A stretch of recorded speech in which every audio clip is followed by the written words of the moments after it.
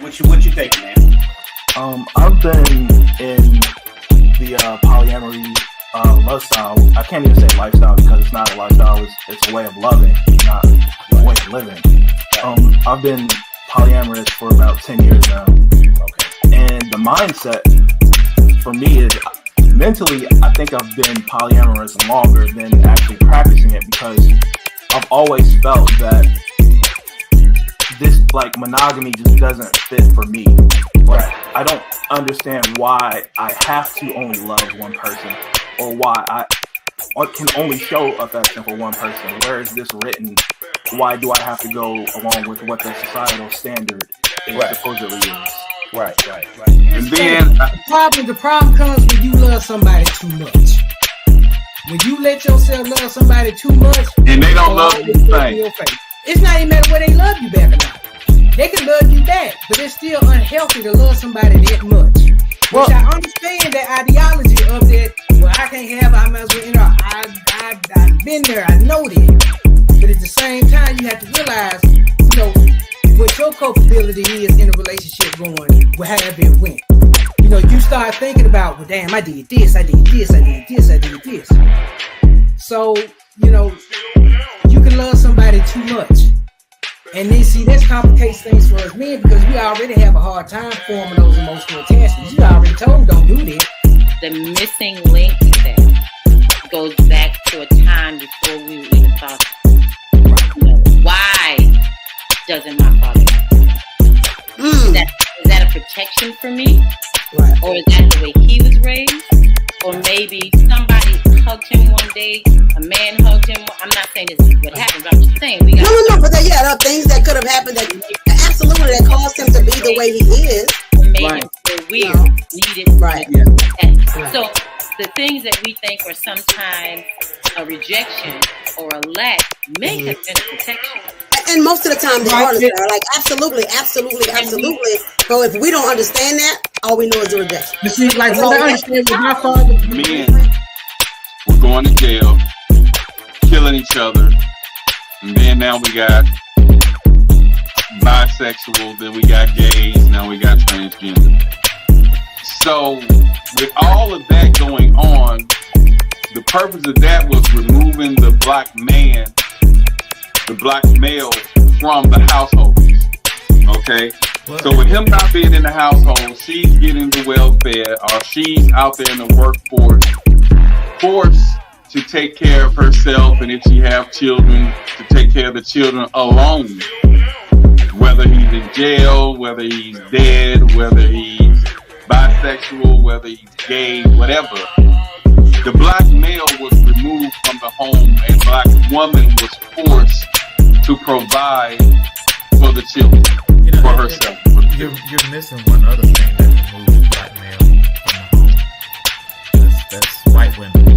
Because after a while, it was run on black men, white women. Yeah, white women.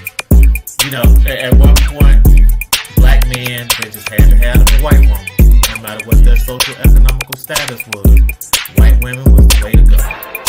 And so that pulled a lot of black men out of the house. Damn, I sure missed that. I mean, I know Rick James, I know, you did it. I just didn't think of that as a major absence of the black man. So being a provider means so many things. Right. It means put you in a house. It means I got your back. It means we're doing this together. It means I'm not gonna walk away when things get hard. That's providing, right? I'm gonna provide emotional protection so that you can, I'll be present for you when you don't feel like you can be there for yourself or whatever, so there's so much more definition to the thing, right? And even on the flip side, looking at, the men with kids, right? I remember I did not want a man who had kids. And I was about 25 when I met my ex-husband. And stuff like that.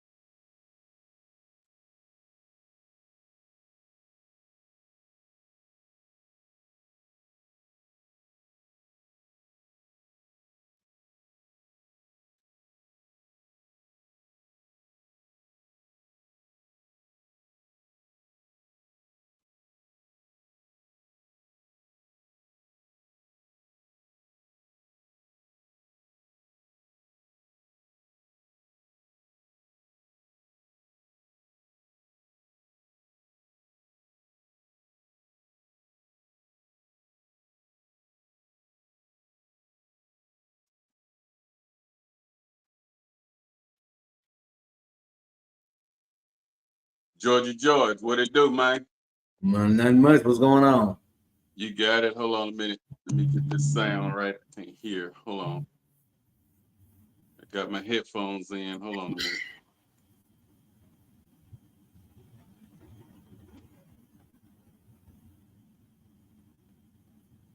All right, say something. What's up? Mm-hmm. Okay. We're good. All right, hold on a minute. You can hear me good though, right? Yeah. All right, hold on a minute. Let me go test something else. Okay.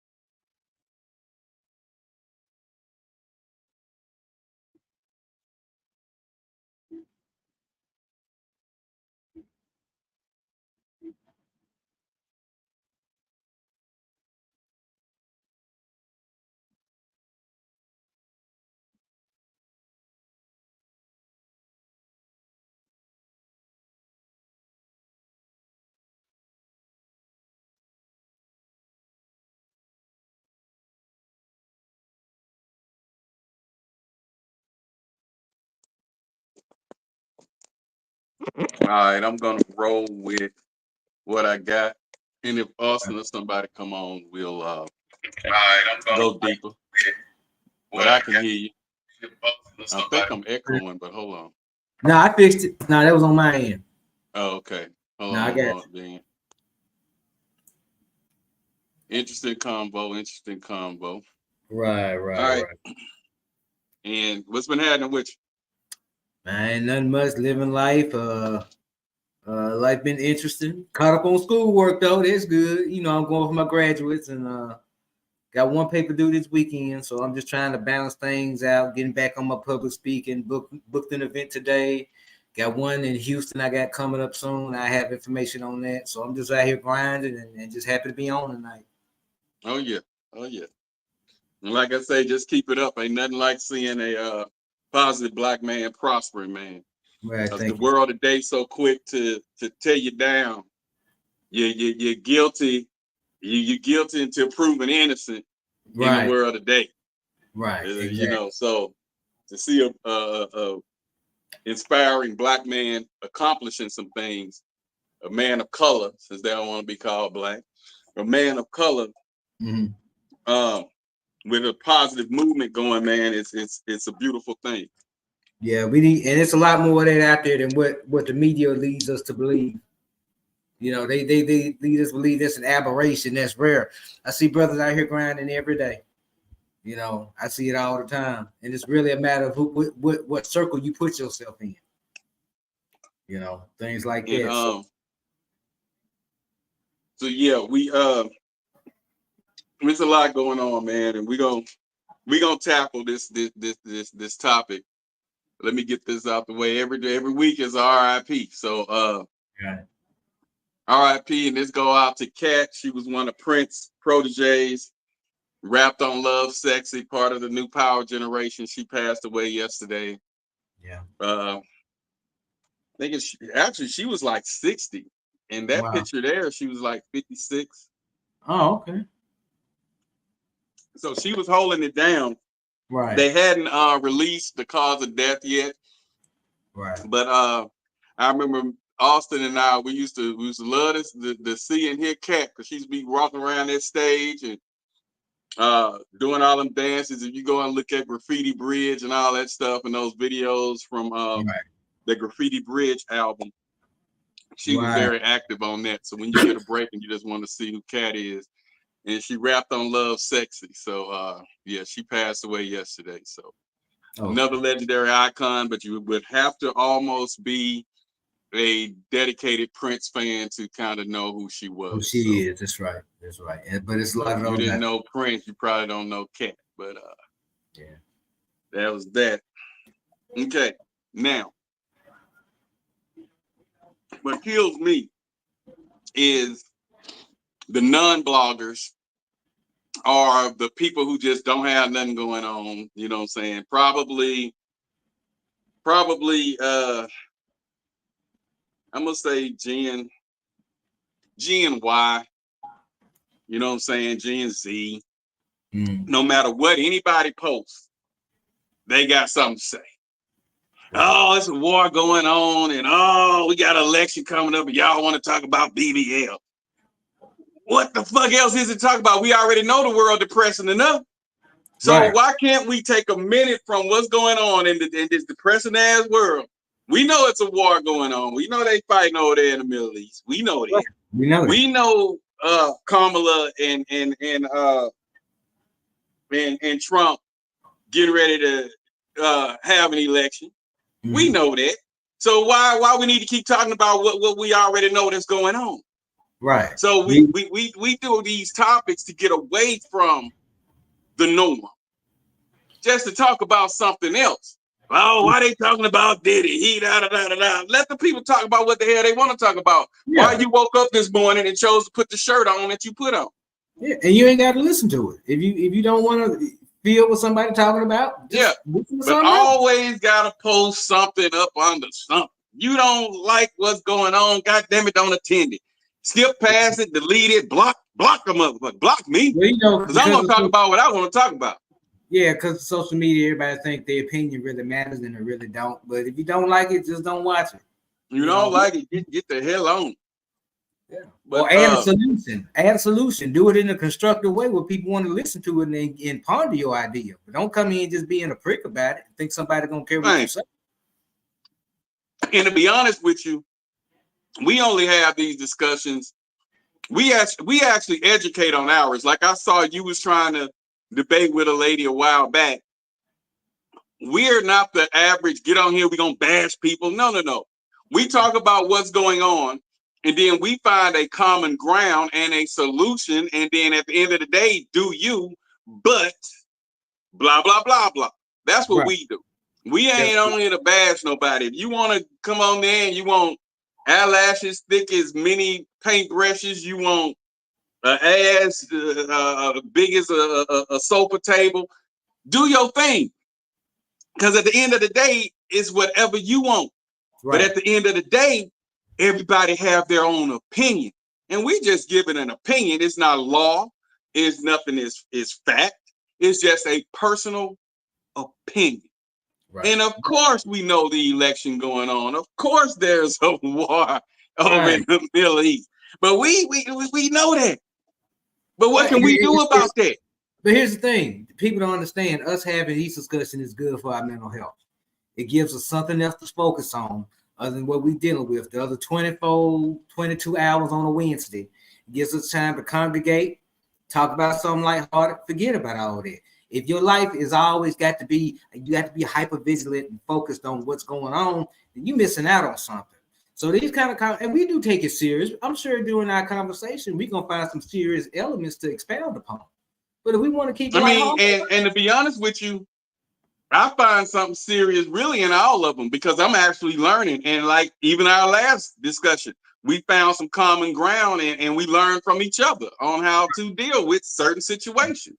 Well, so it's a discussion. It's a mental therapy. It's a mental break from your job, from whatever you got going on.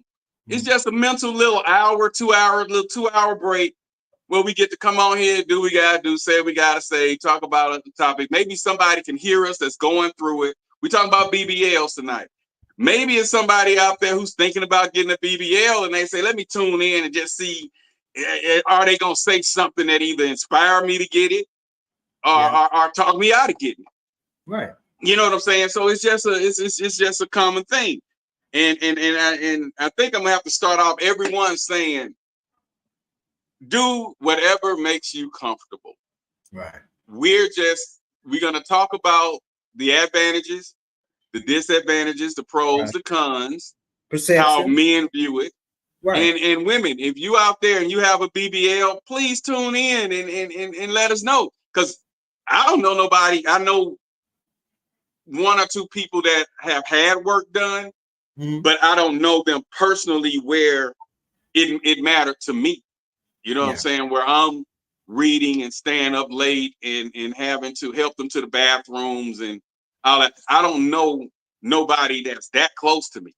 So I know of one or two that got the breast done. I know the tummy tucks and all that, and mostly it's to enhance their insecurities. And I get it.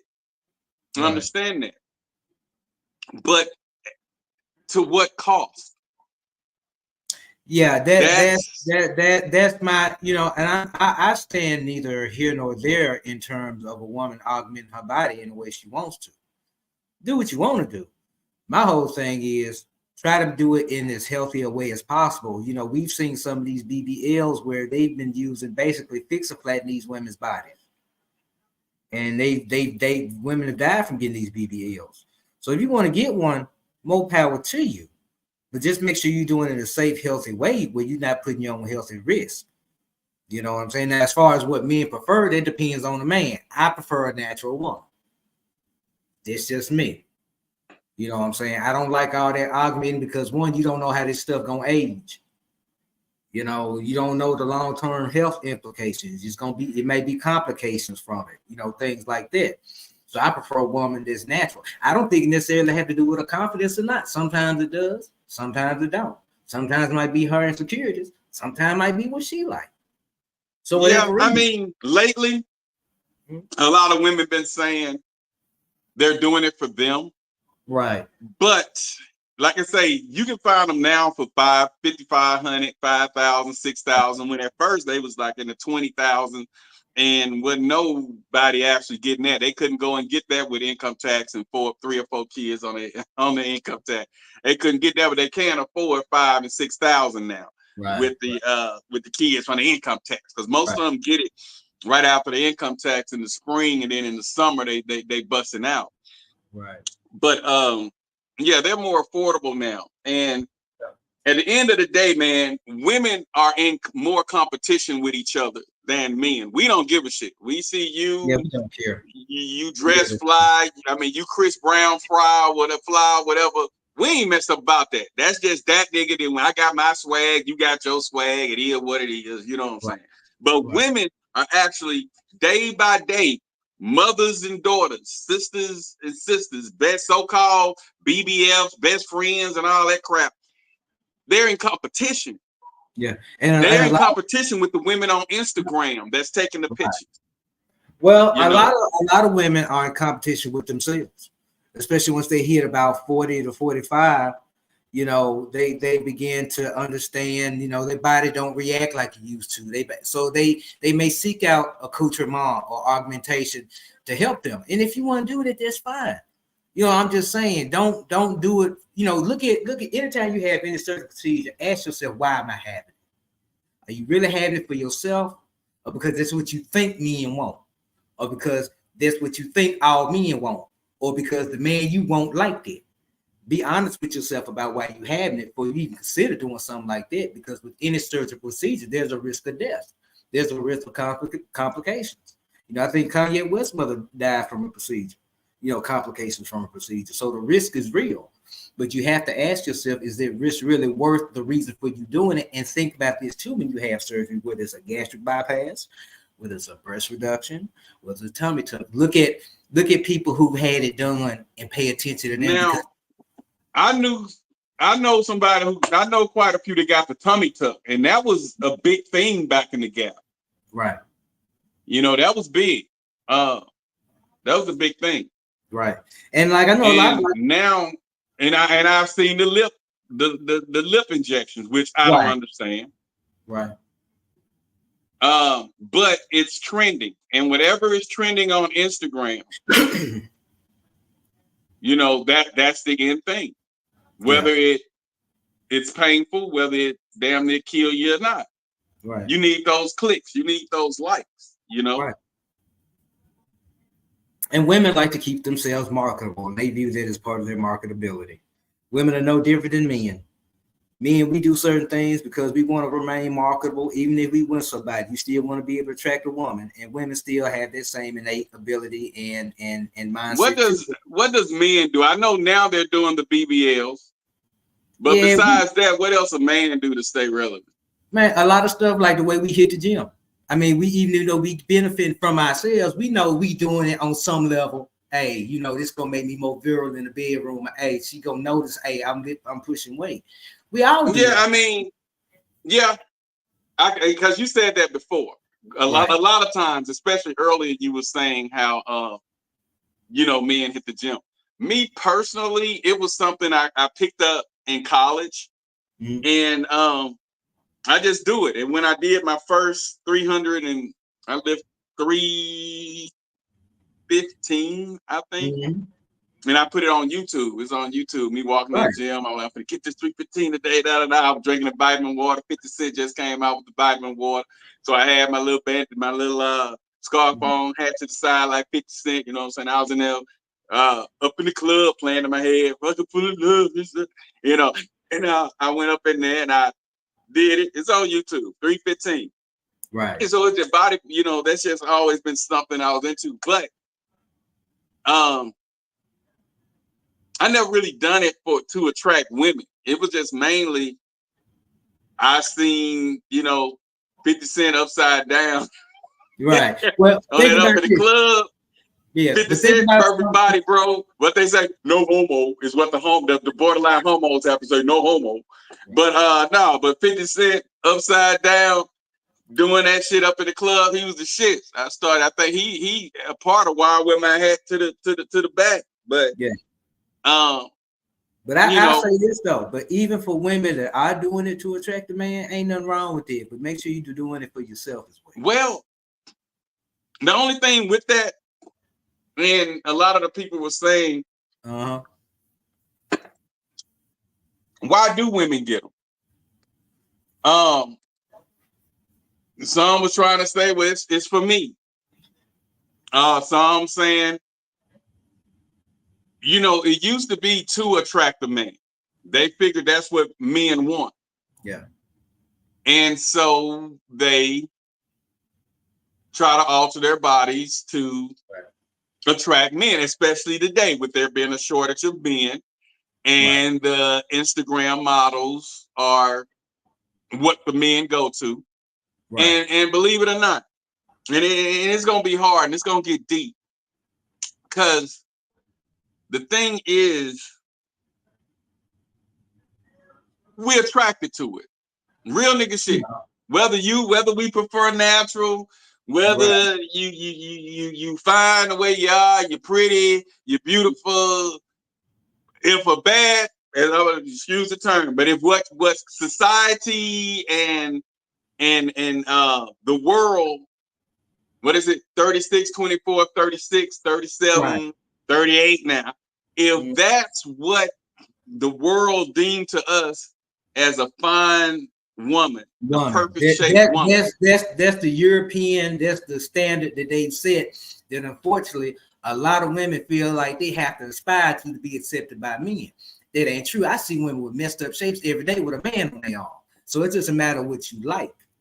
You know what I'm saying? But my thing is, if you don't have a BBL, the way I notice these news story going, notice what they're using to inject into these women, better be damn well careful about how you do it. That's my whole thing. Yeah, because I thought about that too. Because I see the women in the gym trying to get it right. Then I also see bodies of one or two that I know that took the shortcut right. And I used to couldn't tell the difference. But if one who took the shortcut route come in the gym compared to one that's naturally actually getting it, and you see in the squats and the, you know, they coming up, they doing their thing, compared to the ones that's trying to keep the BBL kind of, it don't move the same. It don't move the same. It don't move the same. It don't none the same. So you actually witnessed it firsthand. Okay. Yeah. and it's just not the same. And then when they sweat and you're near them, it's a different kind of scent, but it's the same scent, and you be like, that's BBL, because I couldn't really tell the difference. The wife can sit up all day and she'll be like, that's BBL, that's a weave. That I'm like, shit, just look like hell. But I know when I get near weave had a certain smell to it. Right. Whether it's synthetic, whether it's human hair, it still has a scent when it's not your hair. It's like, you know, I hope that one thing we do get out of this for the women and the people that are listening, we're not here to discourage or encourage you doing anything, but we want to make you think about those things, because somebody may be listening that didn't think about, well, where are they going to be injected? Well, what is it going to be like? If it makes somebody think and consult a doctor before they do that, then we done our job. But we ain't here to convince or nothing, but I just know it's different. And I know it's noticeable. And you can see it, you know, especially because, you know, you have to, how can I put this in a sensitive way? You have to be aware and be realistic about how your body gonna look with a big butt. If you ain't, it may not look like you think it's gonna look. So you have to think about that too. You may think it might look good on you. It may make you look deformed. It may make you look out of place. And you know what? A lot of women was saying that when I was watching the videos. They was like, they pay, and then, you know, the black woman, I paid my money and I want this and that and that, you know, but you paying the $5,000. You're not going to the 20,000 out of 15,000. You paying that 5,000. So, like I tell people when they looking for DJs and they want to go with the cheap DJ, and then they want to complain on, he didn't play this, he didn't play that, he didn't keep the crowd going, he wasn't talking on the mic. And I'm like, well, sometimes you get what you pay for and you pay for what you get. And so that's how it is with the BBLs. If they're going to go to the $5,000 doctor, then you can't complain when you get a $5,000 job. Right. You know, and people are making these little trips to get things like BBLs done and things like that. And that's not necessarily the best option, because they're making them to like resort trips now. Come on down and get your BBL, go back with a new booty. And it don't necessarily work that you having a major medical procedure where they putting you under. That's not something I wouldn't necessarily wrap around a resort trip. So we got to understand there's a whole industry being formed on BBLs, and females and males actually augmenting their physical appearance by having these tools. Come to Mexico, spend $5,500, come on down for 3 to 5 days and do. That's a whole industry now. Oh, right. Okay. Dude, I don't know how you know. Either you did some study or you know somebody, because that's what they were saying too. They were saying that they thought it was going to be, they advertised $5,500, but they ended up spending $14,000 because they had to keep going back. And I was like, damn. Yeah. Dude, you hit it. I didn't think you, I thought, be honest with you, no, not. I just thought you was going to be clueless about tonight, and all you was going to say is, I like them natural, and that's a wrap. But you killing me, because that's what they were saying. They were saying they advertised 55, but by the time they're finished with everything they need to do to get you looking like you thought you were going to look in the advertisement, they ended up spending $14,000. Right. And I don't mean to disparage countries like Mexico and Venezuela and where my son talking about Brazil, where they do all these ratchet ass, basically 5,500 tour packages where they cut up these women's bodies. But, you know, my whole thing is you're not going to get the same standard of care as you would in an American hospital. So try not to maybe go the cheap route on it. You know what I'm saying? If you're going to get your motor rebuilt car, go to a real mechanic, not a shade tree.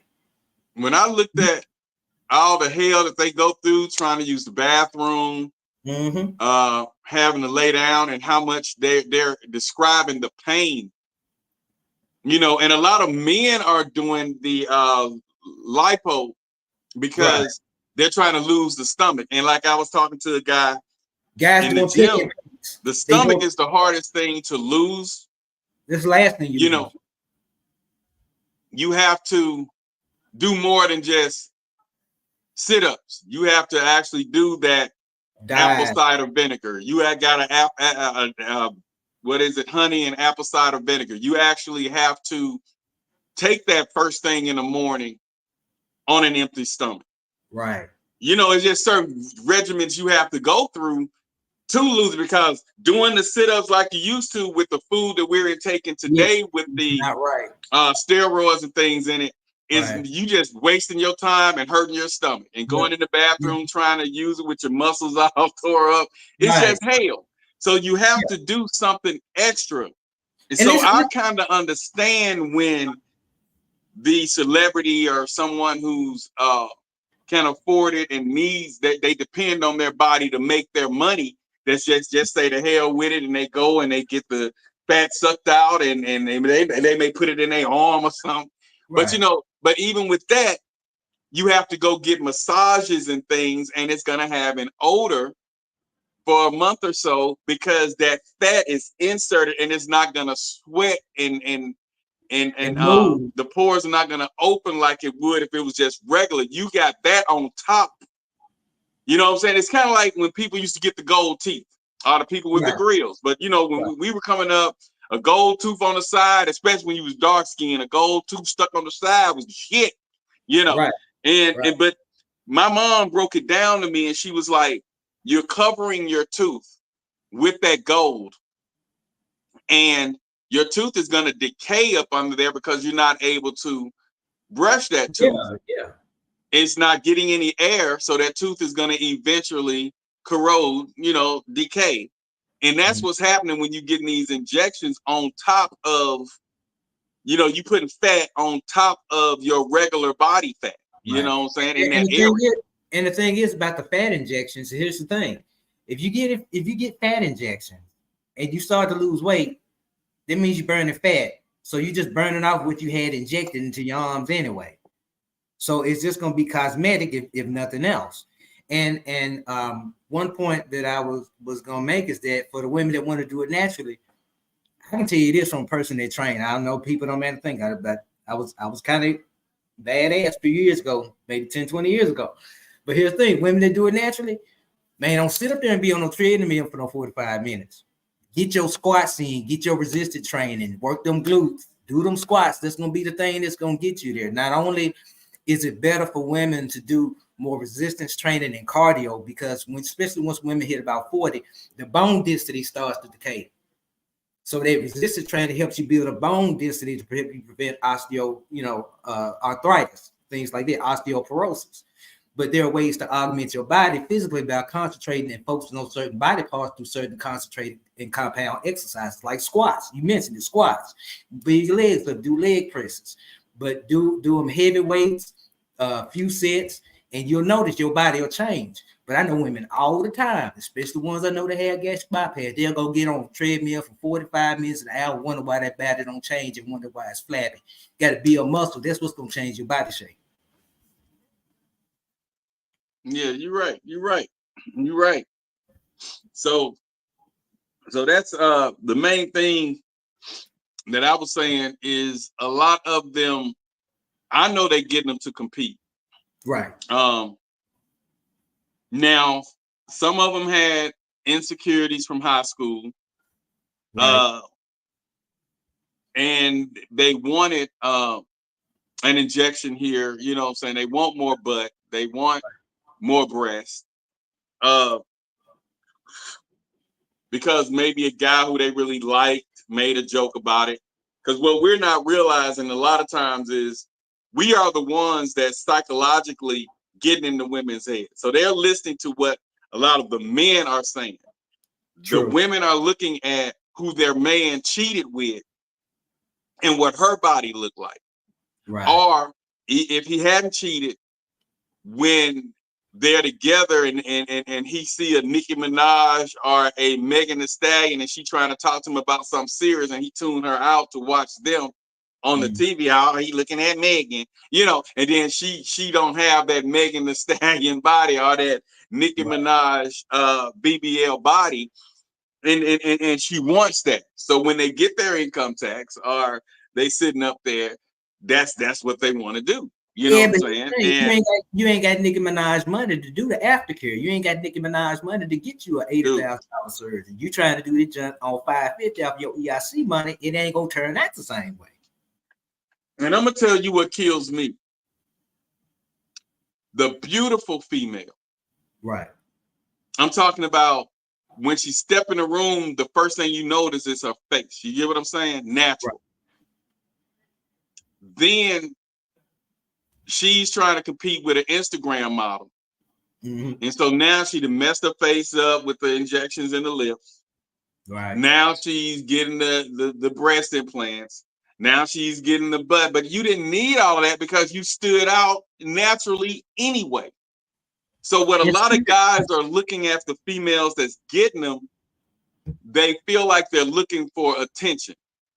Now, the natural BBLs, 36, 24 in the waist, 36 in the butt, they are more wifey material, I'd say, because they've been dealing with their shape all their lives. So they understand that a smile is a smile. The guys, they know how to handle the guy when he comes to them because that's her natural body. Compared to the one who says, they don't look at me, so let me get this done like Sheila, so guys can notice me too. So when you're doing it so guys can notice you too, that's where the problem come in at. Well, the reason why is that well, let me add a different perspective on this. Like with a natural woman, she may make better wife material for this reason if nothing else. She may be less insecure about herself and about other issues she's dealing with. Therefore, she may be more emotionally or mentally healthy to deal and have a healthy marriage. Whereas you have a woman that's insecure about herself, they may bring many problems into a relationship or marriage. It may be symptomatic of something with her. So there's a lot of layers to this. And like you said earlier, we can go deep with this. You know, the main thing is, why have you assessed all the risks? Do what you want to do. It's your body. I don't tell nobody what to do with their body. You over 18, do what you want to do. But just make sure you thought it out, because I don't want people to have buyer's remorse and this woman sit up here and suffered or had complications and she regrets what she did now because she didn't think it through. Or she did it for the wrong reason, or she didn't. It's so many of that, but being that the surgery is unpredictable, like you stated earlier, that's the only thing that'll make me say the hell with it. And you know how the fat person or the skinny person who can't gain weight, or the fat person that can't lose weight, and say, hey, you're gonna have to accept me for who I am, what I am, you know. That would drive me to that, because that surgery is unpredictable. Right. It's unpredictable. You don't know which way it's gonna go. But with women being competition, peak this. This is the thing. Have women actually asked men what do they like? Because I think there's a lot of assumptions being made by women in regards to BBLs in the first place. You know what I mean? I don't think that, and y'all correct me if I'm wrong, have y'all had the conversation with men? I know, you know, in terms of what do men prefer? I hear other men saying that when men are asked this question, they hear men say BBL, but I have never heard a man respond like that. I've always heard they have a natural preference. I never heard them say they prefer that, especially the kind that sound like that. That shit is crazy. The DJ. Yes. DJ. First of all, we can't ask men that kind of question, because men ain't gonna tell the truth with that kind of question. Okay. So the problem with men is they might say natural, but then they get with the BBLs.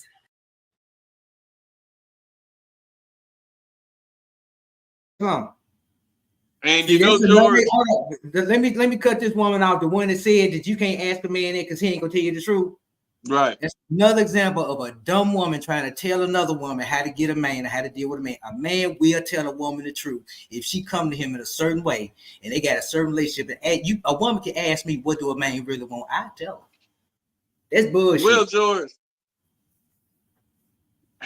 okay, let's just say you with a woman. All right. You're person per se. Okay. And you're with her because you like the conversation, the intellect, the vibe, the chemistry. Mm-hmm. And she may not be a Beyonce, a Megan Thee Stallion. You know, her shape may be mediocre, you know what I'm saying, if any. but you love her and like her for other reasons besides the physical form. Okay. Right. Okay. So if you guys are sitting up looking at video, watching television, and they show J-Lo. Right. And while y'all looking at the video, you and her in a deep conversation about maybe looking at a car or something, and you pause to watch J-Lo. Mm-hmm. And she says, that's what you like right there. I know I ain't no J-Lo. The problem and hard to express is, though we may look, it don't necessarily mean that's what we want. And I can't break that down because the average woman, just like the average man, and I'm just now growing into, like Austin used to always say, that it's okay to look. Okay, like he'll be with his wife or whatever, and if he sees something attractive, he'll look. Yeah. See, it's Me, like on the other hand, oh Lord, I feel like it's disrespectful per se. Right. Right. And if I see, you know how they say you see but don't see? Right. Okay. You got to be slick and I'm not gonna be like, I'm not gonna do that. You get what I'm saying? I may see and I'm gonna keep stepping, because at the end of the day, you're not blind. You're not. Just like your woman, if a guy walking around, and I think we mentioned this a while back, if he walking around with his shirt out and he got his pecs on point, his arms on point, and he got the small waist and then the thighs pumping, and he walking around in those little slim looking thing, or some biker shorts or something with a wife beater on, muscle shirt. Yeah. They may see that, and that is nice. You get what I'm saying? Mm-hmm. Like the no homo, like the guys have to keep saying, but you know, a nice definition man when you see him. Just like a woman know a fine ass woman when she see her. And that may be her so-called body goals. Women say they have body goals, a lot of them. And they work and try to get to that body goal. But what I had to learn is, and I never knew how to explain it. Okay. Like years ago, about four years ago, we were in a mall, and out in Georgia. I think it was Mall of Georgia. So it's a big mall, and everybody was there. So my girl would see something and she'll say, that's what you like right there. Or I see you looking at her. You know what I'm saying? And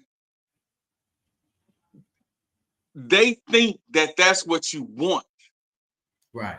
I think they overlook the intellectual. You know what I'm saying? The mental. It's deeper than physical. Right. They don't understand that part. And it's hard to explain, because she was like, well, why were you looking? That must be what you want. You know why? Because break that down, George. Women only see us as being purely sexual beings, fully primal, and not thinking about anything about a woman other than her body. That's why they so focused on their body. Okay. They don't understand. It's the mood, it's the tone. I can be with a woman that maybe ain't a 10, that's fine. But if she support her and she provide them things I'm looking for, she's gonna be the sexiest thing in the world to me. Here's the thing about but they don't believe that because they saw how you looked at J-Lo. They saw how you looked at the girl who walked off the store with the weave that had on the booty shorts. But here's the thing. Everybody want to drive a Bugatti. I love to drive a Maserati, but that don't mean I want to take it home with me every day. That don't mean that's not gonna be my everyday car. That's not gonna mean, I like to look at fast cars. That don't mean I want to own them. And that's the thing. Women don't realize just because you look, you might not even like what you're looking at. You might be looking at her like, man, it don't look right. Don't be so quick to assume. But as men, we get to make sure we look in a respectful way and be very discreet, and don't just be like, no, man. If you're gonna look, be respectful about it with your woman. Boy, you crazy, but you real. You speaking that truth. You speaking that truth. Hold But on. we all get the move. I got that little side move I do when I'm looking. We all got our move. Just be Right. And I ain't gonna tell you, yeah, you in there. But this how guys think though. The BBL does not make you in another league. It actually brings you down now. Some men love it though. No, we love to play with it. I call them rentals. You're like a rental car. You go out to Miami, you rent that Lamb, you rent that Ferrari. The shit you can't drive at home. It's fun to drive out there, but no, I'm not paying for this. This shit going back to the rental office when I'm done with it. That's what we do with BBL. But we're not taking that to the parent-teacher conference, walking in as big as the table. Yeah. Like, come on, like let's stop playing for real. Y'all confuse a man's sexual attention with what he wants as a wife and as an example for his kids, as a mother. Because automatically we know your mind is the point where you risked your life for a bigger ass for attention. You just risked your life for a bigger ass for us to say, damn, I wonder what that shit look like when I'm hitting from the back. She invested 10K in her body and 0 in her brain. Going to the gym, that is a real investment because as you're working out and building your body instead of buying it, that's going to build character. That's going to enhance you as a woman.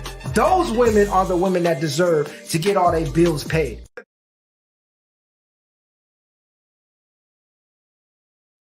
And that's similar to what you just said. You Right. like the Bugattis and the Maybachs and all that, but that ain't what you prefer in your driveway. Right. It's That's nice how to I look mean. at, it's nice to test drive, it's nice to rent. But at home, you're gonna want more than just a box. There you go. Dude, Yeah. I just answered my own question from what you okay. At home is deeper than the body. We are physical. We see the physical first. We're physical creatures by nature. We gonna see something. If the face or the body is what's gonna make you notice that person first. Majority of the men, we're gonna notice the face, the body. Yeah. Now, a lot of guys who not used to pulling nice looking women, that's afraid to step to nice looking women, the first thing they're gonna notice is the body. Right. Me personally, I notice the face first, then the body, then I look for conversation. And what I noticed too, I know this with a young lady recently. I started paying attention. You know how you be on the phone with them and they be at work and you hear them talking to their co-workers, how they talk to people. Pay attention to that too. Pay attention to how they talk to other people. Not just the conversation, but look at how they treat other people. Look how they talk about their past relationships. It's going to give you a good indication as to who you wife. See, women get to understand it's more than just your ass we looking at. We looking at all those kind of things. So while you're working on cosmetics and going down to Mexico and getting a bootleg shade tree booty injection, work on your mind, work on your personality, work on something that's going to really sustain you and make you a stable person for them. Don't worry about the physical. All that's going to fade anyway. All this will fade and go away anyway. Ain't none that's guaranteed. You been gone and spent $50,000 on breast implants, BBLs, lip injections, getting a car accident, paralyzed from the neck down. Ain't nobody there to take care of you. Work on your mind, work on your heart, work on your spirit. You keep a man. Being that I'm a face person first, then I go for the body, then I go for the intellect. So one time, it was this female who she may have been, I'm used to 7s and up. Okay. But this particular one was like a 5, but she had everything else. She was a 5 in the face, but had everything else. I'm talking about it when, back in the gap, we called them butter faces. Yeah, but she was a 5 because she wasn't butt crust ugly. She was just super average. Okay. Okay. And in college and in high school, you were pretty much in my area, you were judged by who your woman was. And so I met her by accident. And we kicked it. I'm talking about best conversation. Intellect was there. The vibe. I mean, I couldn't find nothing wrong. She just didn't look like the vanities and the Apollonias and the what was Lisas. fashionable at the time? She wasn't. You know what I'm saying? But she was a little notch under them. And when you're in college and in high school, you want the baddest on your arm. You get what I'm saying? Right. So I was like falling for her, but she didn't quite reach that bar that I needed to walk around the campus with my chest out. You know what I'm saying? Look what I got compared to what you got. You know what I'm saying? And I was a showboat. You know what I'm saying? So, like you said, she possessed everything. She just missed the Sheila E., Lisa, Vanity, Apollonia. She just missed it by a smidget. And I actually stopped talking to her because of that. Wow. And, but everything was that she was smart, intelligent, and hell, that damn girl now is like a judge or some shit. You know what I'm saying? A judge. So I was like, you know, but I was like, you just didn't quite hit that bar. So needless to say, as time go on, it's deeper, and where you're at now, it's deeper than the physical. Because like you say, I had to learn that the physical will fade. Because at first, I didn't see that. But now when I go back and I look at the Sheila E., I look at the Apollonia. I looked, well, Vanity was still kind of cute before she died. But I go back and I look at the Lisas. And like you said earlier, and I had to learn, which is I'm 5 to 10, I'm maybe 10 years into learning. You know how they say I was 10 years old when I found out that shit fade, bro. Yeah. You know what I'm saying? Because once you hit 35, when you hit that 35, especially a woman, a man can go to 60 and still 65 and still look good, because it's a female friend of mine that's on Facebook right now, and all she posting is these guys with the gray beards and how nice they look at you. So a man's longevity in the dating game and the looking good game, and then his money tight and right, because you know we get our money tight and right at 40, 45. We on top of the world. And if you've been taking care of your body and doing your thing, you know the man is gonna be there. Okay. Well, we maintain our virility a lot longer, and women may not necessarily because of having kids and things like that. And I think a lot of women put a lot of pressure on themselves to look a certain way and be a certain way. And I'm like, boo, you ain't got to do all that. Just worry about yourself. Yeah, men don't have to do all that. I like to welcome to the stage the homie, the conscious guy, Mr. Skip. What's up, man? I didn't think you was gonna show up tonight. Yeah, Black, my bad, brother. What's going on, man? This is my dude right here, man. When I tell you 6'4", self-conscious, can move things, telekinesis. This is the dude. Real nigga. He can put you on a different plane. And make sure, Skip, that you reach out to my man right there. You're in Dallas, right? George? Yeah. Okay. Reach out to George, everybody you meet, because this brother got a lot going on. Okay. And I feel like networking, we all can get some things going. So after tonight, I'm gonna send you his information if he don't send you his information. But pleasure. We up in here chopping up the women with the BBLs and what do men actually prefer. And on these podcasts, Skip, I learn a lot because I'm stuck in my ways. Believe what I believe, watch the uncles, watch pops, watch the OGs, and being on an open platform with different opinions kind of, you know, it broadens my vision. And so I've learned a lot since being on these podcasts. And if you go back and watch previous ones, and I'm gonna send you the link, you will see how my thought process changed from the beginning to now. This George is into he's working on his therapist degree. He got a lot going on, and he's Good? a good brother to talk What's up, to man? because he's a non-biased, neutral, and he done been through a whole lot of shit. Wow. So I have him on here. He's kind of like the therapist, one that's grounded because he's about to get his master's and stuff. So he got a lot going on. Okay. So Big our up. thing tonight, as I sent you, we just breaking down what men are really looking for in a mate, not a sex thing, as a mate.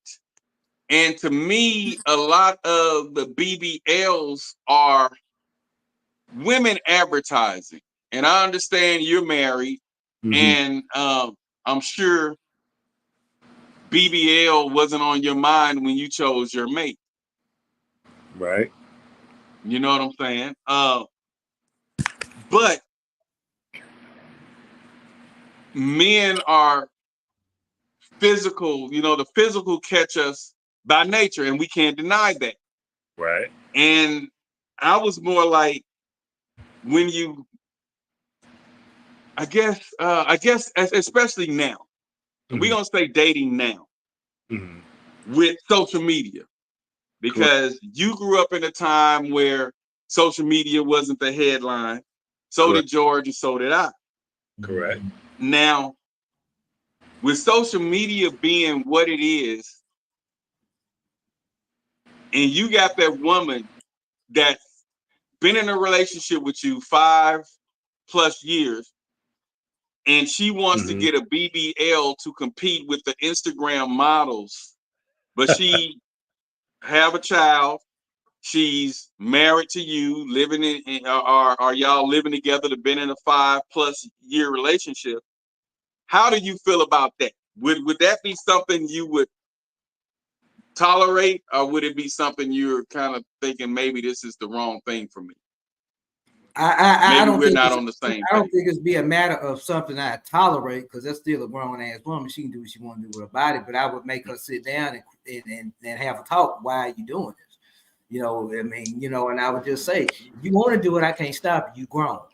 But you've been with her since she was muffin top, since she was spaghetti stream, and now she want to go and get all this work done because her classmate or an Instagram model she's seen on TikTok. But here's the thing, that's typical of women when they hit about age 37, 38 to about 45, just based on my experience. They go through their thing where a lot of them break off long-term relationships because they want to get out there. They feel like, well, I done raised my kids, now it's my time. So that's the reason why a lot of women go out there and do these extreme things, like get these BBLs and breast augmentations, because they trying to live their best life now. They just getting that. What was that movie? Stella Got a Groove Back. They trying to do that kind of shit. Okay, Joe. Let me ask you this, Skip. A married woman that had been married for 5 years, in a relationship for 8 years, married 5 years, and all of a sudden she want to ask her husband, can she get a BBL? What's your thoughts on that, Skip? Well, first off, Black, you already know where you met me, in the gym. You know what I'm saying? So I'm gonna be the first one to tell her, if you trying to get a lift to whatever, we're gonna go in this gym and see what we could do. You know what I'm saying? Now, this is your mate or your spouse, and like you said, we grew up in the era where that wasn't, you know what I'm saying, the thing that was popping how it is nowadays with all the Instagram models and the video vixens or whatever have you. But now the thing is, if you truly love this person and you want her to truly be happy, you know what I'm saying, as much as you would not want to compromise, you know what I'm saying? Like Bro George said, she is a grown woman. You know what I'm saying? I wouldn't necessarily condone it, you know what I'm saying? But at the end of the day, she is a grown woman. And, if you want your significant other to be happy, you know what I'm saying? Just to make sure it's there, whatever, and to keep that, friction. Okay. I'm going to tell her how I feel about it, you know what I'm saying? Okay. Yeah. I feel you on that. Go around it. But if this is your last resort, this is what you got to do, is maintenance on these things, just like, other cosmetic surgeries or whatever have you. And let me tell y'all this.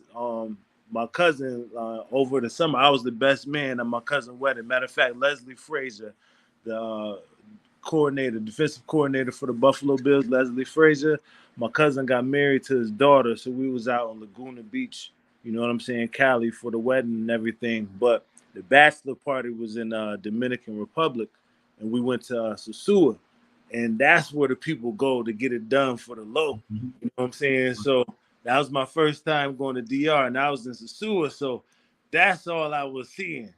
And like we were saying, I mean, it's nice to look at, but I could be picky, and sometimes too much is too much. Right. Yeah. Too much is too much. But you could get it to how you want it or whatever have you. But, you know, I'm an advocate for putting in that work for it. You know what I'm saying? Okay, now an advocate for that. I know a guy who married this woman, Mm-hmm. and they have been married 3 years. Mm-hmm. And she decided one of her friends got the BBL done. Then she got her breast done and her butt done. Mm-hmm. And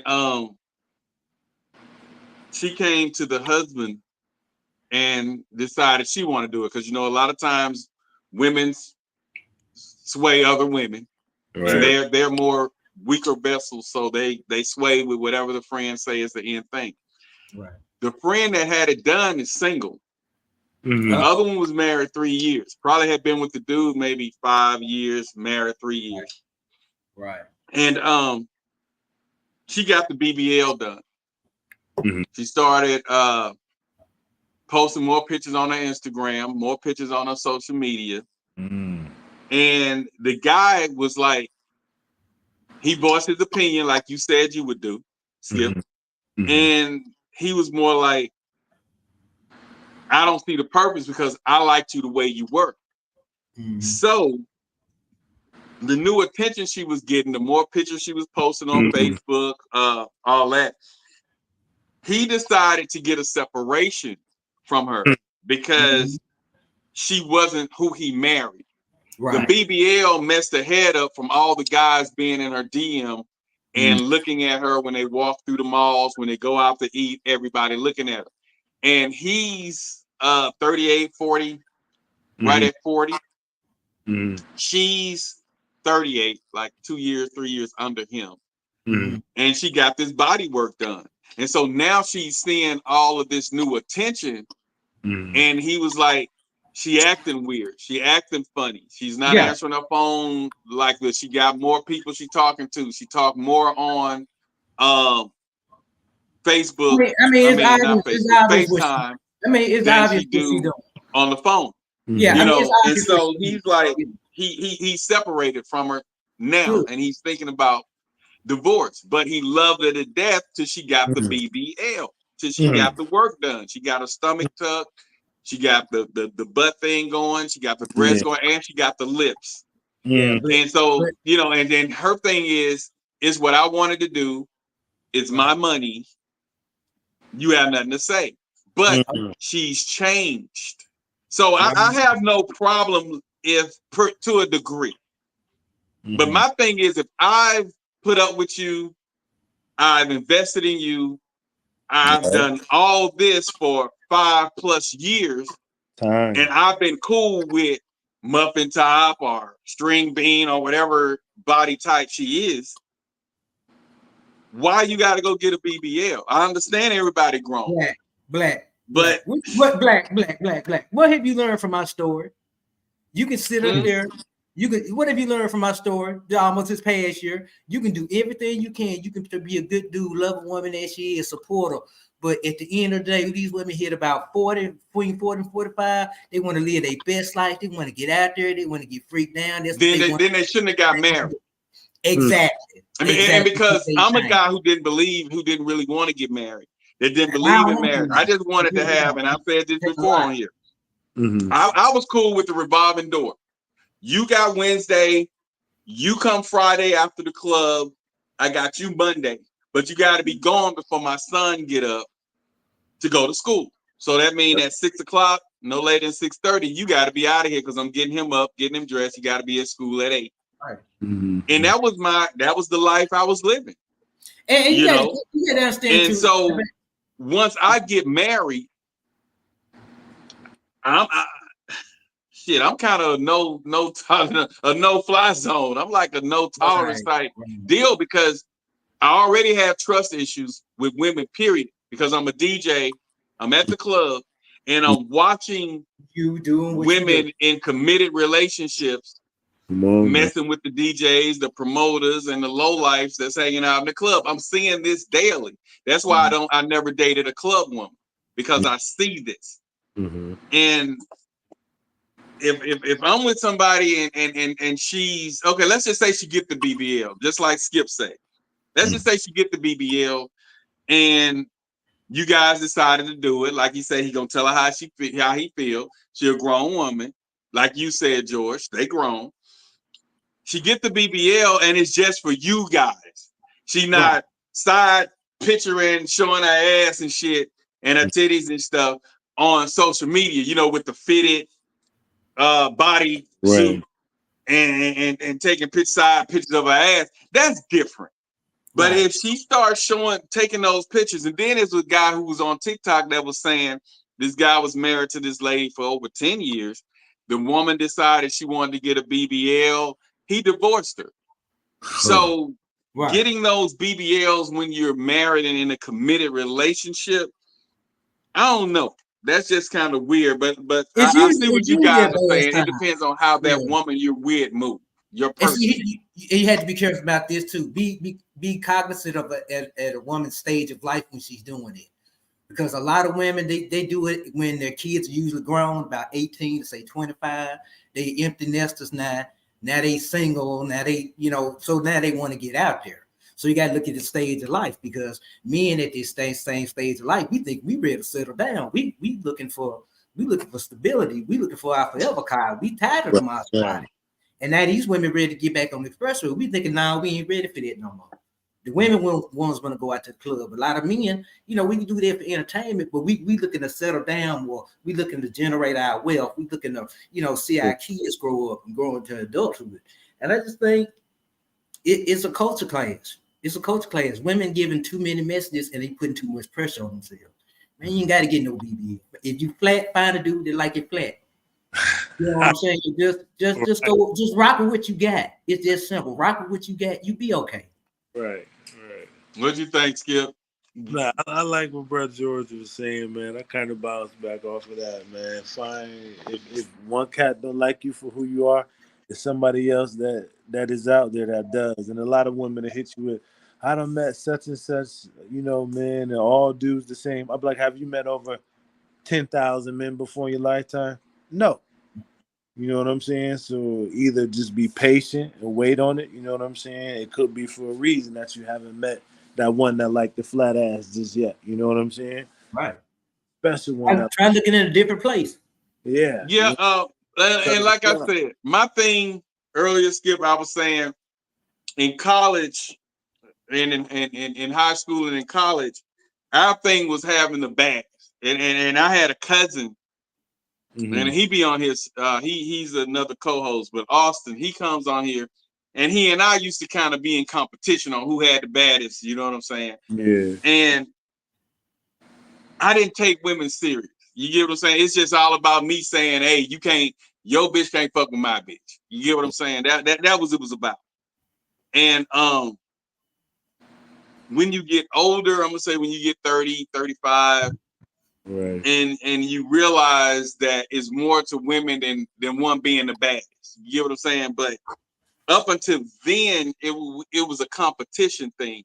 And then he kind of went on and got married and all that stuff. And I was like I was against marriage until I met the one I'm with now. But I didn't believe in the marriage thing because I was listening to at 18 and 19, I'm listening to 50-year-old cats that's telling me women ain't this. They can go to the grocery store. Hey man, she can go to the grocery store to and stand over there with a fruit at and raise her skirt up and a man can get him something to eat. So I'm listening to these type of men messing my head up at 18 to 19 years old. And so I just had a lot of trust issues. So I just didn't believe in the marriage thing, because I figured everybody gonna do what they do. All women have a price. A lot of women settle because she really wanted John, either the high school or college or the first lover, sweetheart, but he went with Sharon, so she settled for you. I just was real messed up in the head, so I didn't believe in that. But one thing that is true, every woman got a backup dude. Don't say what? Every woman got a backup dude waiting just for when you fuck up. Don't think they don't. Especially the single one. I think it's more of the single because, like I preach on here, Skip. I broke the man code down a while ago, Skip. I said the single man, and I'm speaking from experience and the people I know and the guys I be around. And you know this too. Even though you married, you know this too. The average single man, we have at least 3 solid women. You're going to have that main one that you go to the movies with, you hang out with, you may meet the bills with, you go out of town with. Then you got that other one where when she piss you off, you able to go over there, lay up, talk your little shit about her too. You watch TV, she fix you something to eat, you know, and if she got a kid, you bounce them on your knee. Then you got that one that you just hook up with every blue moon and y'all just vibe, whether it's smoking weed, drinking, just clear your thoughts. When you just and you able to just chill. And she ain't messed up about neither one that you talking to. And you can just able, she be like, what's going on? And it's a take up where we stopped every time y'all together. That's that third one. You get what I'm saying? So we gonna have at least any real dude that's about his shit. He popular, he on his shit. His esteem is there. He knows what he stands for, what he represents. We're going to have 3 wins, at least 3. And anybody else we meet outside of that 3, you just in there. You just part of the team. And we're going to let her know about the main one so she knows she's not going to be the main one. We just enjoying ourselves. That way she know her play. That's how men break it down. But women also have their list as well. Oh, yeah. You get what I'm saying? So I understand that. And so what you said, George, is right. Especially the single woman. Now, if you'd have been in a relationship and you're a good man and you not ignoring the red flags of your woman and y'all in a good relationship, you're going to kind of know where you stand in that relationship. Right. You know, you're going to know. Right. Especially if you're married to her. Right. And I think we was like, should you have the codes to their phones? Is that a thing today? Should you have the code, Skip? I do. She does. She does as well. Yeah, and mine too, because at any given time, mine will leave hers upstairs. Yeah, it's like when we finna go downstairs and we watching our series. Right. She watching that family business stuff, or we looking at Shy or something like that. When she knows she coming downstairs, she'll put her phone on the charger and come downstairs. I'll be doing podcast stuff. I'm looking at different videos, you know, getting my music and stuff together. She'll say, let me see your phone. Now, back in the gap when I first met her, and I explained to her too, I had loose ends. I'm a DJ. I'm a promoter.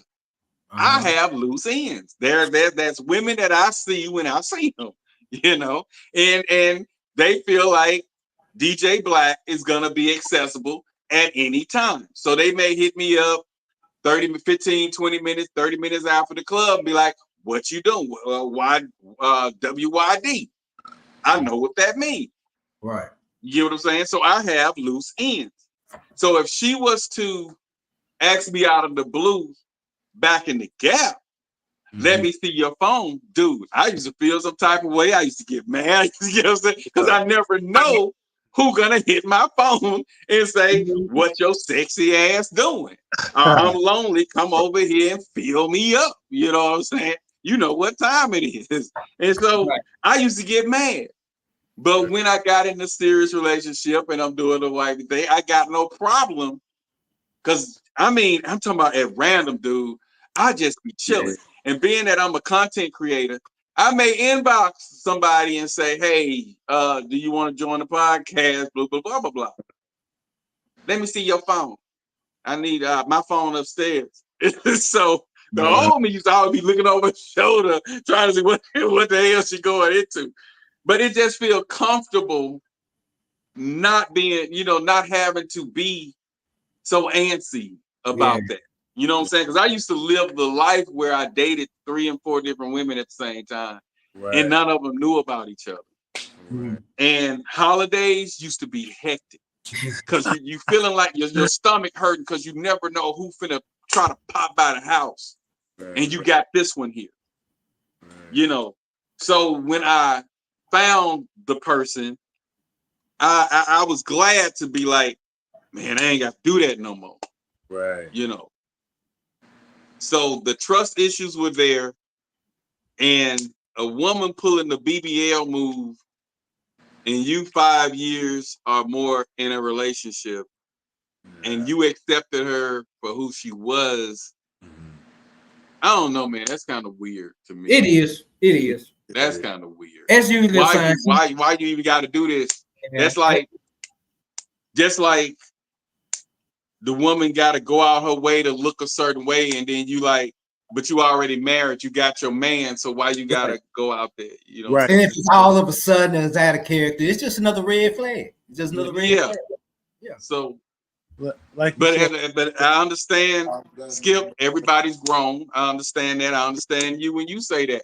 It's just a red flag to me, and I don't know how long I would be in. A viral clip that went out where they were asking like a bunch of guys what they like, and a lot of guys basically, I prefer natural bodies, and then all the women were like, no, men prefer BBLs, and it's like interesting the disconnect there. And obviously that's a small sample size, but it's just kind of like interesting the mindset, because I'll speak for myself. Like, I prefer natural. I want a natural body. Yeah, and it's interesting because I feel like the narrative out there is like, oh, these men want these BBLs, and it's like, no, it's not maybe that's like a kink for some people, but I don't think it's like an overarching theme for like every single man in the world type thing. That's too much to keep up with when somebody had them surgeries and the BBLs and all that stuff, because they want to show that off. Yeah, they want to show that off. And then what men won't tell you is that we got fragile egos.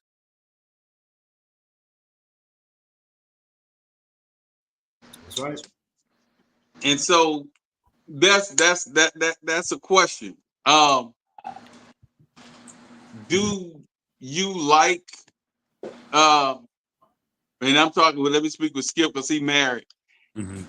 Would you like all the attention, especially that your wife getting because she got a BBL? We ain't talking about the natural, and that's just her natural figure, because like I said earlier, when they're born like that and they've been what we say 36, 24, 36, 37, 38, when they've been that, they know how to handle it because they've been that way since middle school.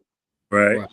But when they've been in a relationship, they grown, they never had that, and now all of a she sudden got this body built, and she's walking through Kroger, and different guys turning their head, and she borderline smile and touching her hair or whatever.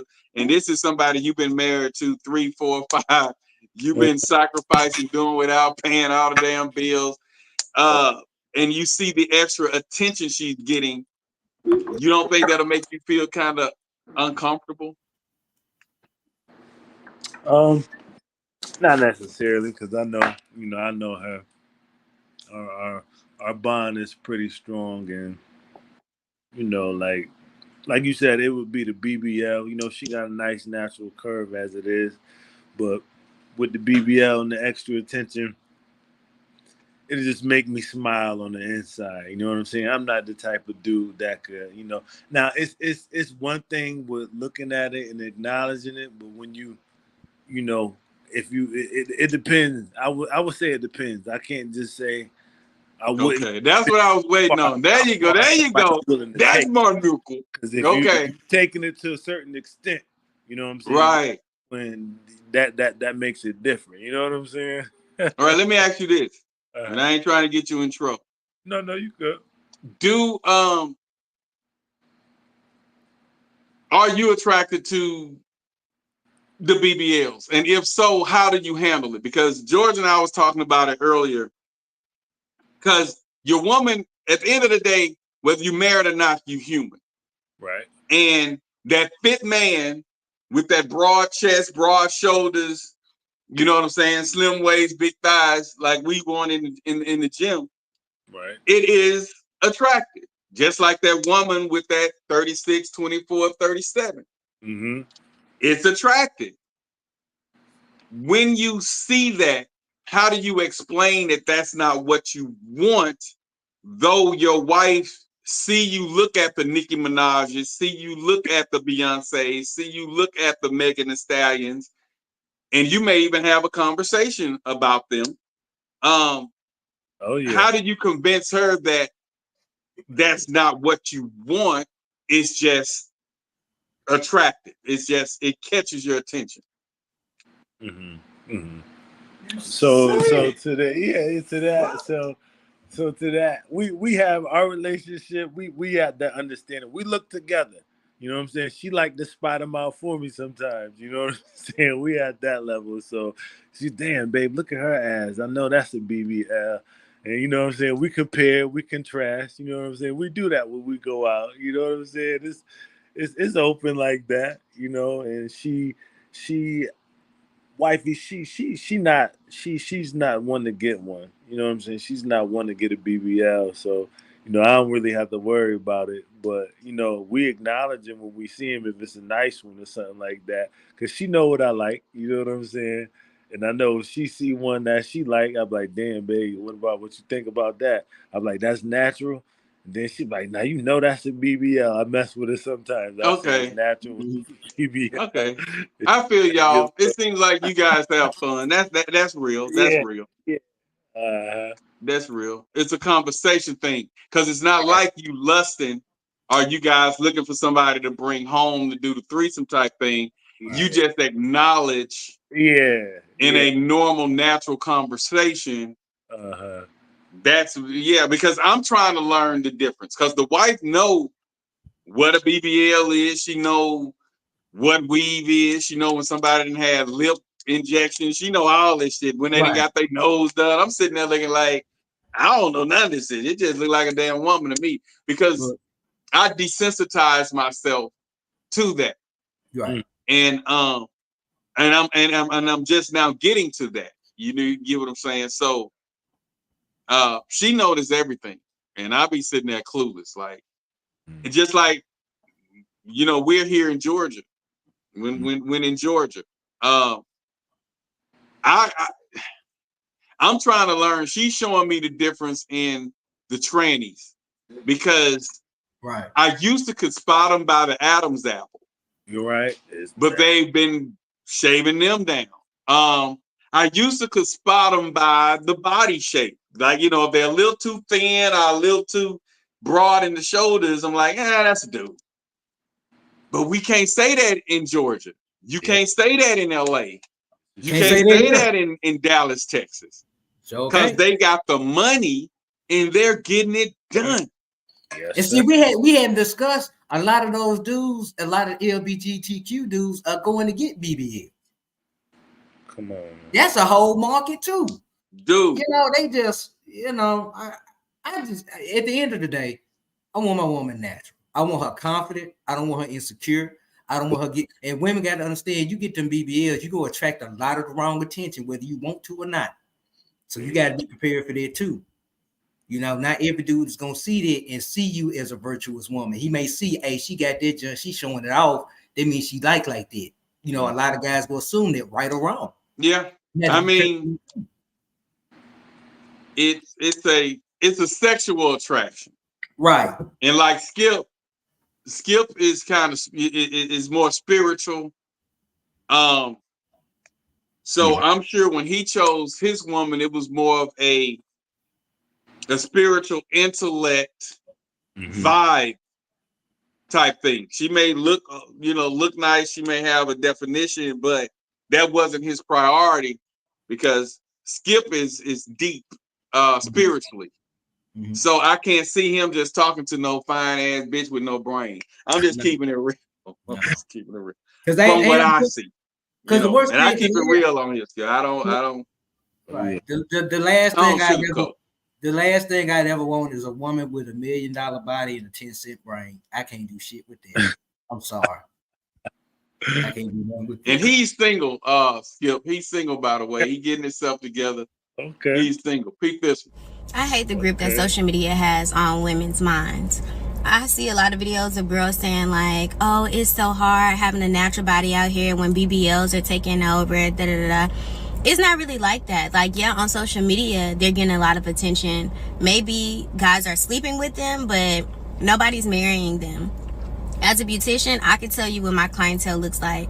All of my clients with the natural bodies, the tiny women, and even women that are overweight, all of those clients are engaged or married.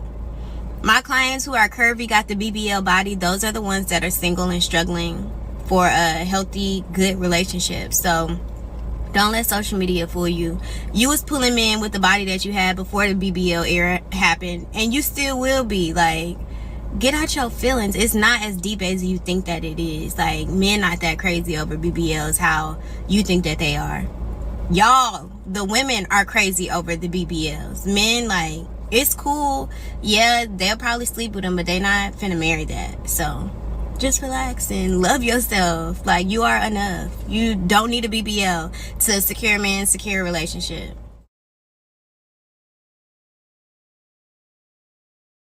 And a lot of the men that's in the BBLs are only into it because of curiosity. We want to see if it recoiled the same. We want to see if it bounced the same. We want to see if it squished the same, all that good stuff. Then once we get bored with it, we play with that hard ass booty a couple times, we move back on to the natural girl. It's just you become a curiosity piece for a lot of men. Especially if you know she went through all of that just to be seen. Right. You know what I'm saying? That and I had a thing about the women that want to be seen, because that's like the woman that's in a so-called committed relationship, but she posts pictures, 4 or 5 pictures every day on Facebook, social media, Instagram. Or that woman that's in that committed or married relationship that has her OnlyFans. I'm just saying it's right. It's just that's it don't add up. It don't make sense, That social media, man. Let me tell y'all something that I learned a long time ago. Social media, multi-ethnical destruction in America, or maniac European devils in action. Again, multi-ethnical destruction in America, which we see to this day. This is the reason why the BBLs and stuff is going on. Everybody want to try to keep up with the Joneses or whichever have you. You know, the insecurity, which is what it is deep down on the inside. You seeking for more attention for a specific reason. For whichever the reason may be, you're seeking. If you're getting the BBL, any type of body work, it's because you want that act that you're taking to your body. You want it to be acknowledged. You want somebody to say, that looks nice. Or you want somebody to give you some kind of comments to increase your endorphins and to make you feel better about yourself. You need the gratitude, or you need self-gratification. You need something to fulfill your ego in a sense. You know what I'm saying? That's the reason why it's being done. When we break it down logically, you know what I'm saying? I mean, is it not? You know what I'm saying? Are you not seeking for more than what you already receive? You're seeking for more than what you're already receiving. You're not satisfied with the attention that you're getting now, so you want to enhance. So therefore, you can have your presence acknowledged by more, or have more likes. Or you think by having that BBL is going to increase the quality of man that you get, and that's not the case. They've been saying that too. But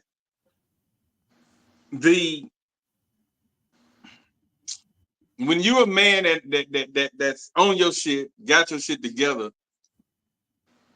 And all of us, you, George, Skip and I are, we married. But if we were single, from me being around Skip, for me listening to the new you, we don't have to settle. We don't have to settle. A lot of men have to take what they can get. Mm-hmm. And so a woman screaming for attention wouldn't be on my wifey list, but I'll probably be in her circle. Yeah. I'll be in her circle because she got the happening body, and then I'm seeing the attitude, so I'll probably be in a circle, but she wouldn't be nobody I'm looking to marry. She'll be a plaything. Believe it or not, in Atlanta, it's either BBL or Natural, and the BBLs is taken over. I think it's just very crazy to me that how a woman could have a BBL and you guys will literally go pay for her bills, her rent, her car note, her food, her groceries. But then you get a woman like me that's working, doing all this business by myself, for myself. I don't need you. I want you. And you telling me just to like hold it down. Just wait. Baby, you're not Future. I'm not waiting. I feel like men I'm not waiting. Really want the more shallow women because the shallow women don't challenge them as much as women like me. You have women that are placeholders and you have women that are game changers. The placeholders in Atlanta, they make it hard for us game changers.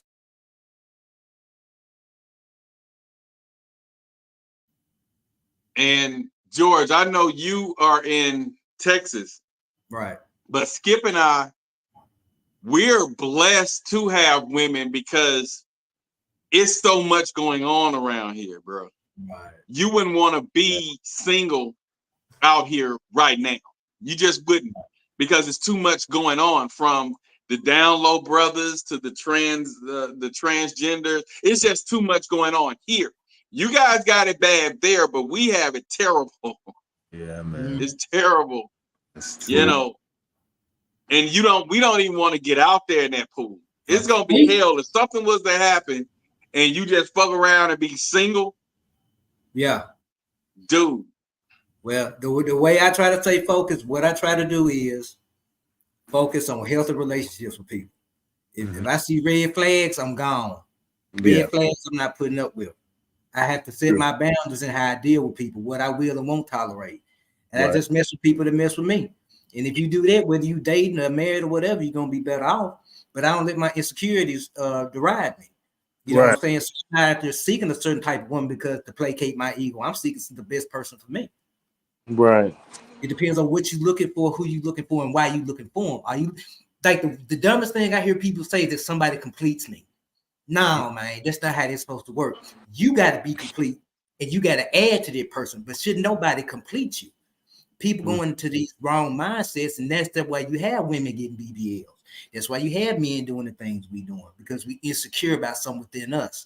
And until we fix that, we cannot hold a healthy relationship with another person until we heal to a certain extent.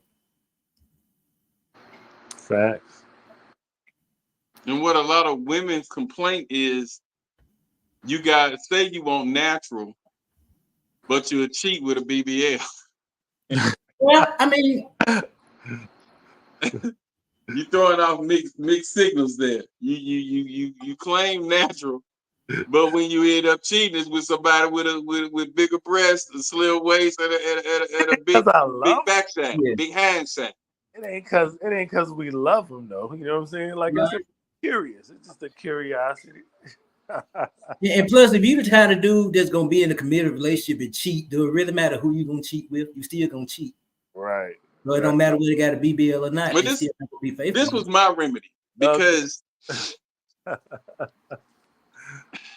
I didn't take women serious. So my thing was this, and then I don't believe in window shopping. So my thing is,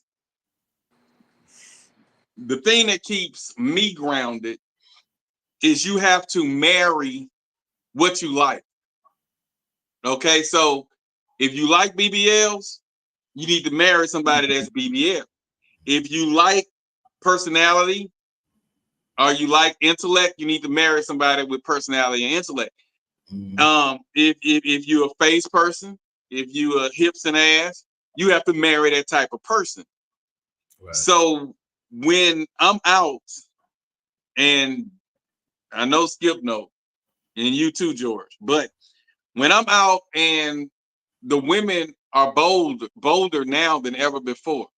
Mm-hmm. I was just at a doctor's appointment with the wife yesterday. Mm-hmm. And the lady saw us stand up together. She went into the back. I stayed out in the front. Then I went to the car. When I tell you, this woman stared me down, and she had on like some camouflage shorts, you know, and she was just staring me down like, yeah, you know, I know you got a woman. It's like they look for a man with a ring. Right. And she like, what's up? And I was sitting there like, and I walked outside because I got uncomfortable.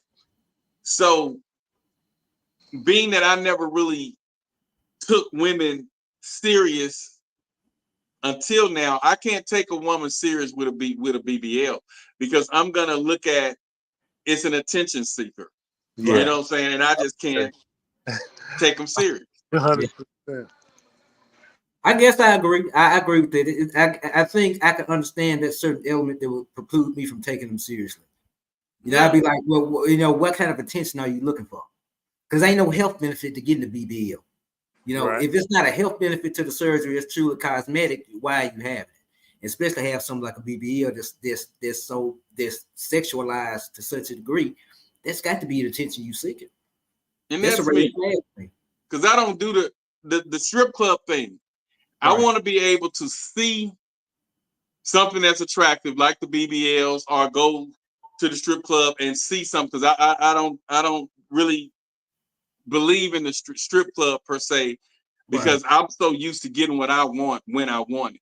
Right. So if I see, I was used to from high school, junior high, high school, college, fresh out of that workplace, going to the baddest bitch in there, shooting my shot and getting them. So going to a strip club, putting money and paying all this for somebody to roll on me, and then she go home with somebody else, or go home to her husband or boyfriend, live in. I used to work at I know. That never did it for me. I that didn't do it to me. So what I do, I just find what I like, and I go home. I know who I'm going home to. So that's what makes cheating easier, because I got with someone I like. So the temptation don't bother me. Right. So when I see this and boom, if your mind do sway, it's easy to get back in line, because you're like, hey, I'm gonna go home to this. But the guys who claim they like natural, like the lady said, and then they really want to be with a BBL, it's gonna be kind of hard for them to stay focused on what they have at the crib, if that's what they really want. But how's they gonna try that BBL out? Like I told you earlier, dudes be curious. They like, I want to do it, act the same. Can I do this to it? That's how dudes try out a lot of times. That's why if you got BBL, a dude might try to holler at you, but 9 times out of 10, he curious. He wants to see how you handle it. He's like, you got it new. Let me see how you do it. But I'm still gonna go back home, my old lady, when I'm done with you. Yeah, I mean, that's how I used to live, and I'm sure Skip used to live like that too. We know what we going home to, right? You know what I'm saying? So you would do that because you know you got that at the crib. But my thing is to eliminate that. Find your person, and I said this on a previous podcast. Find something you like. Don't just marry a person because that's the first person you talk to and you met. I look at choosing a mate, especially a wife, just like you would for a house. Yeah. Just like you would for a car. Those are expensive investments. And you're not just going to get I hope you don't go to the first car lot and buy the first car you see. Mm-hmm. I hope you don't go out there to a realtor and you buy the first house they show you. I'm going to seriously look in this, shop around, look at the interest rate. I'm gonna dissect that all the way down before I even put time in it. Right. And the BBL thing to me, like they're getting all that done. Like a person said when I posted it, they was like, they like it natural because they don't know what that BBL gonna look like 10, 15, 20 years from now if they were to marry them. So a lot of guys are not taking the women with the BBLs serious. They like Lynetta says natural or BBL. Lynetta, come on now. Give me natural. I want the dimples in the booty. I want the stretch marks. They done erased their stretch marks. I need evidence that you were a woman. We're living in dangerous times. You can't fake the extra bicep meat as a woman. You cannot fake the fupa. You know a woman if you see the fupa. This cannot be recreated by a man.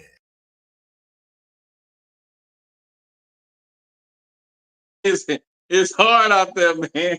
Man, you know what? Skip and I, if something happened and Skip and I end up on that single line, it's gonna be hard, man. Oh yeah. It's gonna be hard. Yeah, I'm gonna feel bad for y'all for real, man. It's rough. It's gonna be hard, especially when you ain't been out there in a minute. Because if you out there in a minute, I feel like you doing, George, you learning how to decipher. You moving these over here, those over there. This is right here. These are potentials. That's a no-go. This is what's up, but I need her right here. You able to do that because you out there. You know what to look for. Right. Skip and I gonna be like a dead in headlight. Too. You know what you want. Yeah. I'm learning. You know what I'm constantly learning. And with every person, every encounter, and every day, I'm learning more about myself on this journey. Because, like I said, I did mine in reverse. 22, I was married for 16 years. Then it was in a long-term relationship. You was what? From at age 22, I was married in a relationship, married for 16 years. Then did another committed relationship. So this last year has been my first time. Damn, dude. You were 22 when you got married? May not have been that young, but I was married pretty much off the rip into my young adulthood for 16 years. And you say you was married how long? 16 years. Woo! You know, and it still went left. Then I was in a committed long-term relationship after that. So I didn't get a chance to really date or get to know myself in that regard. But it's funny I'm doing it now because these are interesting times. So I've learned more like you can know how I've changed in the past year. So with that, I can see things and a lot of things that women doing. And I think women getting further away from what's really going to gravitate them to having her relationship. The thing is, women's goals is to get a husband, land a man. Now, you want to have a healthy relationship and build upon it. They worried about the wrong shit. Instead of worried about BBLs, fortify your mind. You know, get in therapy, do some things that's going to make it to where when you get into a relationship, you're going to have a healthy relationship because that ass going to sag. This fixer flat they putting in there, it's not going to stay like that, Phil. And I'm going to come back to you. Skip, how long you been married now?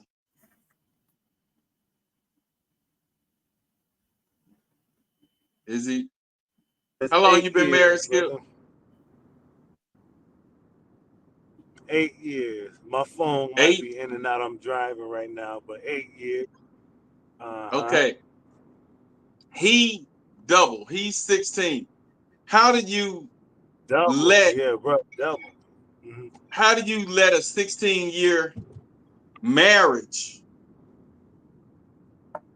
Just like I'm asking Skip, how do you let an 8-year marriage? How did you lose that? And I'm asking because I want to know what happened. Because I can't see Skip at 8 losing his. Just like, damn boy, I did not know 16. That's a long ass time. And if I'm with somebody that goddamn long, we gonna have to work this shit out because that's damn near half my life. Here's the thing. We gotta work this shit out.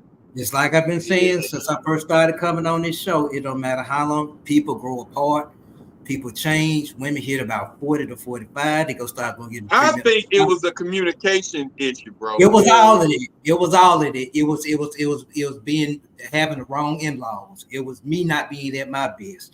It was just us growing apart. So it don't.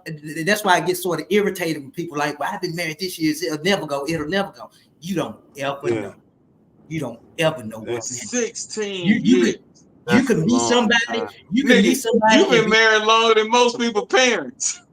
I know, but you could meet some. You could meet somebody. Man, you should have said that. You'd have fucked my head up. 16 years, bro. Okay, and don't get me wrong, and I'm sure Skip then had some hard times. I've had, because ain't nothing perfect.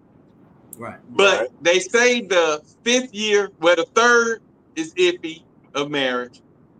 That 5th year, that 7th year they struggle, and if they make it past the 7th year and they don't divorce by the 10th year, they pretty much got it. That's how the marriage people break it down. Bullshit. Now, I know folks been married 35 years got divorced. I've known some people my married 3rd year years and got divorced. Let me see, 18 of marriage, not being together. Let me see. No, a marriage. 35 years of marriage got divorced. Okay, my 3rd year, because they say that's a rough patch. 3rd year, we move into a new state. There's just a lot going on. New territory. And I ran the city where I came from. So being a number, and then you got the family on your back. You got a wife, you got kids. So my mindset was different. And I was a totally different person because I had a lot of shit going on. Like, I got to make sure, I don't have mom and them as a safety net no more. I done moved 8 hours, 9 hours away from them. Nigga, this your family, and you got to provide, take care, make sure everything's straight. If everything falls, you got to be the one. So it was my first time taking on this type of responsibility. Right. And I was distant. I wasn't the same person. And I know that. Yeah. Because my mind was somewhere else. It was like my mind was on, hey, I gotta protect. So you sit on that front porch with the shotgun and you looking around inside, you hear the crickets, you look inside, you got the little dog Blue on your side, and you leaving the wife and the kids in the house, and all you feel like you supposed to be on that porch, that front line. And you're not spending time, you're not talking, you're not communicating, you're not dating, you're not doing none of that. So that was like the roughest time for me. But that communication. Right. When I felt like I was drifting and I started noticing females, and then I noticed conversations that she would normally have with me, the communication wasn't there. I said, let me take a pause from what I'm doing and go ahead and get shit right. And with me trying to make things right, if it didn't work, fuck it. You know what I'm saying? Because I'm one who can lose everything and get it right back because I've done it so many times before. So that's nothing. Right. And so, when my marriage ended, I realized there was communication, but people just grow apart. Man, you can be ride or die for somebody out. Like, I don't have nothing to do with none of my blood siblings. That just goes to show you can be raised with somebody in the same house by the same parents and then not have nothing to do with them ever again. Not a conversation, not nothing. You don't know how relationships go matriculate. You don't know how things happen in life. Hey, Skip, chime in on that one, Skip, because I'm thinking different. Chime in on that one, Skip. You got married. You went through the trouble, the pressure, the stress of marrying this person. And you're with them for 5 years and beyond married, and y'all able to just throw that shit away at a drop of a dime. Chime in on that, Skip. What do you feel about that? And how do you avoid that? Or is it something you just say fucking and let it go? Was it we waited too late to get things straight? We let it drift too far? For you to be together, I'm gonna say 5 years married plus, and lose it all,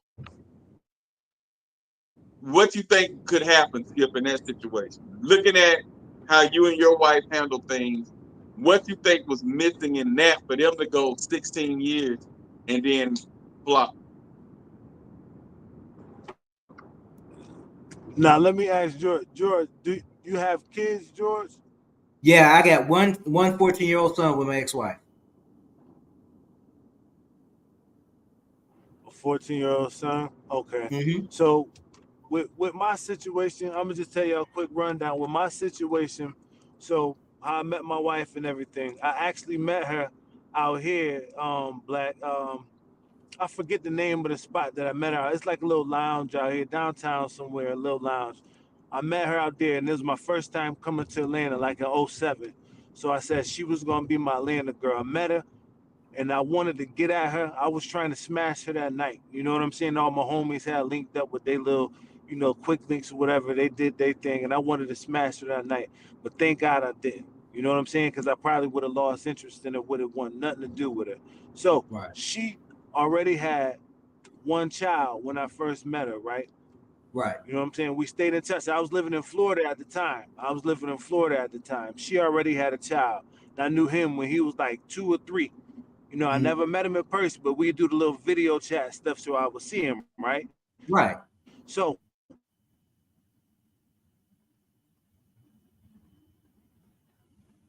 boom.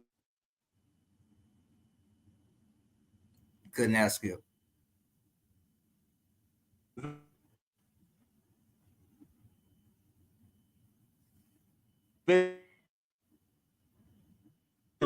Reason I didn't get at you is because I had another child, and I didn't think that you'll probably want to talk to me. I said that's not it.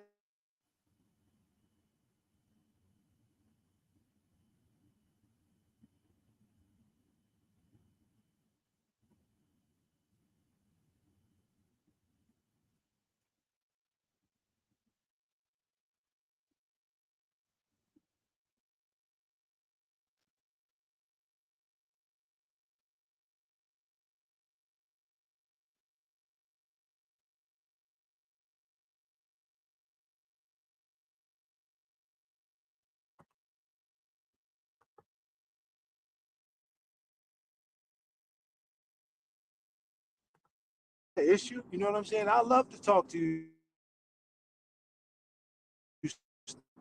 Came into his life for had my first 2 girls with her. She's only 2 months. You see what I'm saying? So with that being said, with all these kids, they slave people. You understand what I'm saying? With that many kids, she already said that for herself. You see what I'm saying? But think about it. What I wanted to get to is it's 5 kids in total now, and that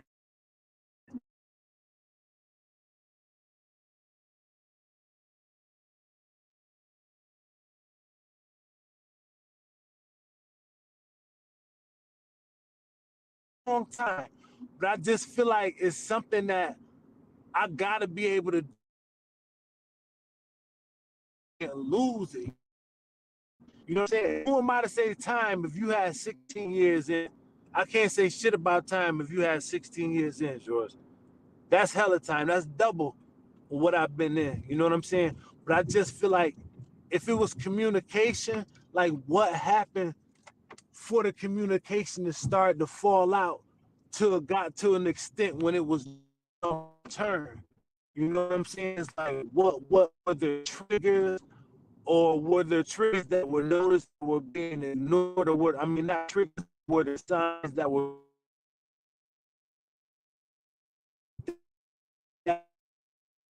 I don't feel like I can see myself.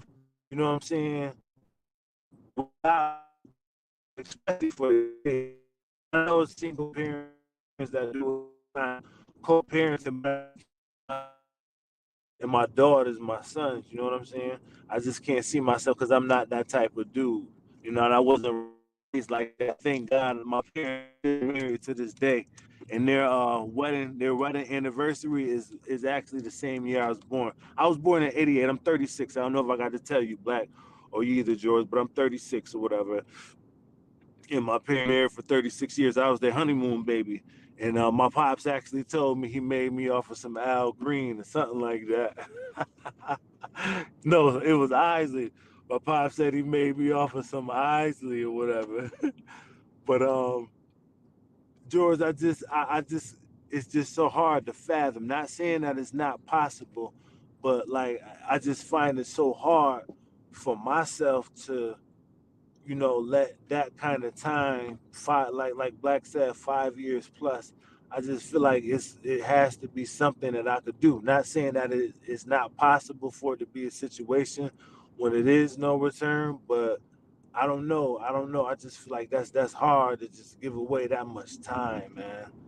It's hard. I can't see it, man. But we understand. Don't get us wrong. We understand that there's always a clause that shit happens. Yep. And there's always that clause that we just didn't see it coming. Yeah. But being that, I don't know about Skip, but marriage was something, and I have trust issues.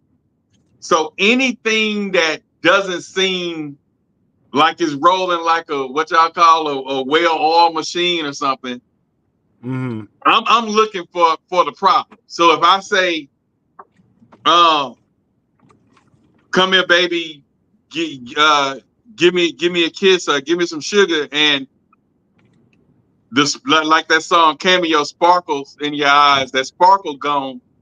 Yeah. I'm gonna have to figure that out. Like, what the hell, what's going on? You know what I'm saying? Or when I walk in the house and she used to greet me, hey, babe, and come give me a hug and a kiss when I've been gone for 4 or 5 hours or more, and asking me how my day, and that turns into her being on the phone, doing her social media thing, watching TikTok or some shit like that. I'm like, hey, what's going on? When I walk in the house, you used to run to the door and greet me. Now you the last 3 days I done it, you up in there playing with your phone. What's going on? And at that point, you have to be the bigger man and say, okay, what the hell going on here? And is it something wrong? What's going on? We can't hear you, George. Yeah, we can. Is it mute? Yeah, you on I mute. was saying what you may have to do is realize and be a bigger man and realize that shit over too. Yeah. I had to sit there and realize it's over. It's a wrap. Yeah. Damn, that's one way. Hey, George said, "Fuck that, y'all ain't finna, y'all ain't finna put me in no goddamn corner and make me look silly in this bitch." Sometimes you just gotta say fuck it and leave it alone. Leave it alone. Now she a wonderful co-parent. She a good friend and a good co-parent. Our marriage didn't work out, but she a good friend and a good co-parent. But marriage ain't always forever. But when I coach people and they come to me with their issues and their problems, the way I save a lot of them, and like Austin said, sometimes they're all not meant to be saved. Sometimes counseling is for you to realize you don't supposed to be together and you need to get out of it. But the thing that I ask, especially if you guys would have came to me, I think at 16 years, it had to be been unresolved issues for at least 5 years. That's just from just generally, speaking. I would have asked what happened, what changed, because I was falling in there with my 3rd year marriage. Now, keep in mind, we had been together 5 years, and then we met in 2012. We got married in 2017, so we were together for 5 years, and then married in 2017. Right. So it took me with the marriage thing because she wanted to get married. Right. It wasn't me walking around, I can't wait to present a ring, blah, blah. No, she was more like, we had been together all that time, and this what it's what we gonna do? Right. And so at that time, I was like, right, we've been together forever. I cut all my damn loose ends. She was the only one I'm talking to, so I might as well, you know what I'm saying? And that's how that happened. And so when I did that, I still the promoter. I'm still the DJ. I still got bad bitches promoting for me. I'm still meeting bad other club owners and other promoters from New Orleans and Dallas, everywhere. So I'm still in the mix, but I'm cordially speaking and flirting with these people because that's what I'm used to doing. right. And like I said on the previous podcast, my text used to be to the females, get your sexy ass up and go put them flyers out. Right. You know what I'm saying? Get your fine ass up. What time your fine ass coming to the club? Those the text messages I used to send. Right. Then when I got with her and she happened to see my text messages and the girl saying LOL and what time you coming, she felt like that was disrespect. Right. I felt like they know me. I'm just promoting and being there. There ain't nobody but black good. There ain't nobody but black. Right. And I'm thinking along those lines, but she was like, but once you in a relationship, they can look at it this way and then start looking at her like she don't know who she got and I can have him if I want. Women think on a different level. Right. So I took a pause in myself, my ego, DJ Black, Millennium Entertainment, and was like, let me see what's going on. I didn't really want to, but we're living together at this time. We just got married. And like I say, I was ready to leave. To be honest with you, I don't even think we was married 3 weeks before I was ready to get out that motherfucker. Because I was like, I was so used to being independent. I don't need this. I got Sharon over there. I got Nikki over here. And boy, shit, if you want to talk about Amber, that's a bad one. And I just turned that down because I'm in this shit. So that was my attitude. And I told her, I keep a revolving door. Anytime you want to leave, just leave. It ain't no locks on that motherfucker. It go around 24/7. I got to just jump in that motherfucker and ride around. That was my mentality.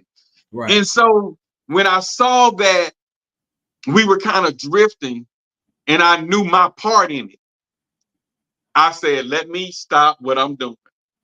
Because I was paranoid. New city, new state, man. It's like, anybody who spoke to her, because I'm a number now. You go from being a big fish in a little pond and you running and you the gatekeeper and you making calls to nobody know you. Right. Nigga, you just a nigga on the street. I went to that. So I didn't want her going nowhere without me. I didn't want her at the store after dark. I didn't want nothing. You know what I'm saying? And I just no nigga couldn't speak. She could be walking out the damn store and the nigga open the damn door and say, hey, meet me with your bag. Like, who the hell is that? You know, I was a totally different ass nigga than when I was in my city. Like, I didn't give a shit. Nigga holler at you, that motherfucker can get you, he can have you. You know what I'm saying? Shit, you weren't meant fuck. You know, that was my attitude. But when I got out here by myself, she became a certain bond. And I got a partner now that's going through the same thing. And he don't know how to deal with it. His wife on the job, he on a totally different job. She got a lot of, he used to work at her job. So he know the guys that's coming around her. Right. And he hears her on the phone because he try to keep on the phone 24/7. Right. And just like I told you last week, I told the guy, she just started sexting with the guys. Really? I'm getting wet now. And I can imagine you touching it to the guys that work. And she's married now. Oh, he needs to call definitely. I told this guy, he always say that he could leave and go back home because they not from here either. He can leave and go back home.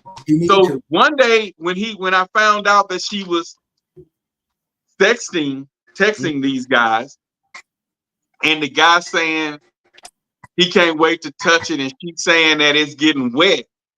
Nigga, that's all you have to fucking say. I don't care. We've been married 50 years. I'm out this shit. And if I have to wake up every day and cry in the bathroom for 30 minutes to an hour just to start my day, I'm gonna do that shit. But you can't humiliate me because I come from a generation of respect. Mm-hmm. My pops had respect. All my brothers had respect. My uncles had respect. Them women respected these men. And I grew up watching this.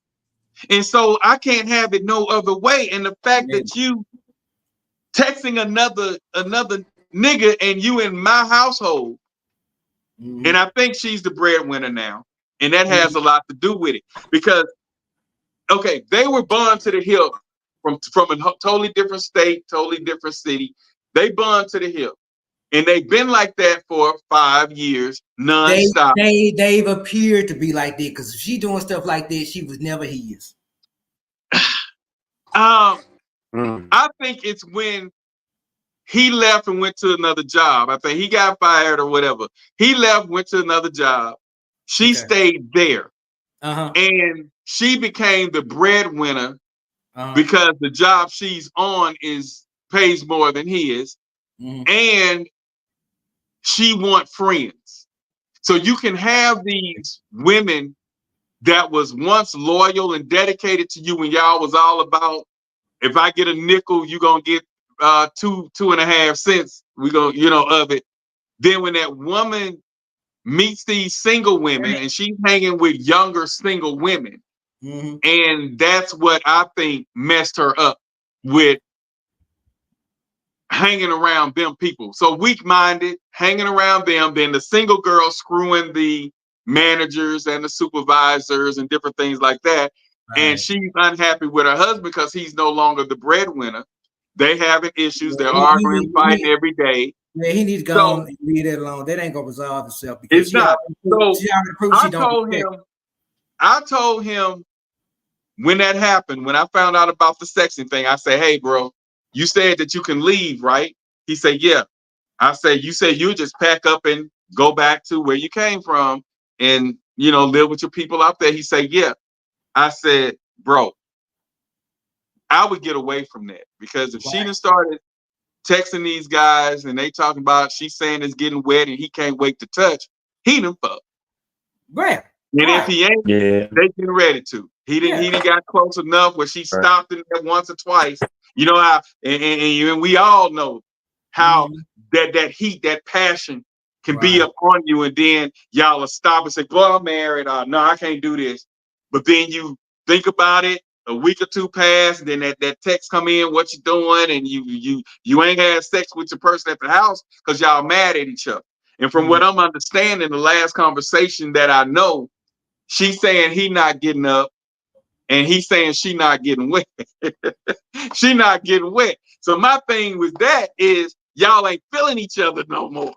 No, and that shit can happen, and it's coming from him knowing those guys trying to hit her up on the job, and he's complaining about that. She feel like I'm the breadwinner, and you being a bitch. These niggas got money. And I got friends now. I don't need you to hang around no more. And they just steadily.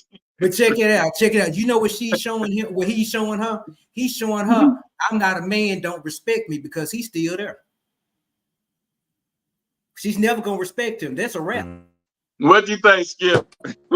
That's a hell of a fine situation. And the bottom line, Skip, before you speak, Skip, he blocked me from his phone because I told him that if it was me, I said, you need to get out of it. If you say you need to go somewhere else, go home, leave the state, go where you go, I say, you need to leave her, bro. She for the streets. This dude blocked me, and his wife and my wife were friends.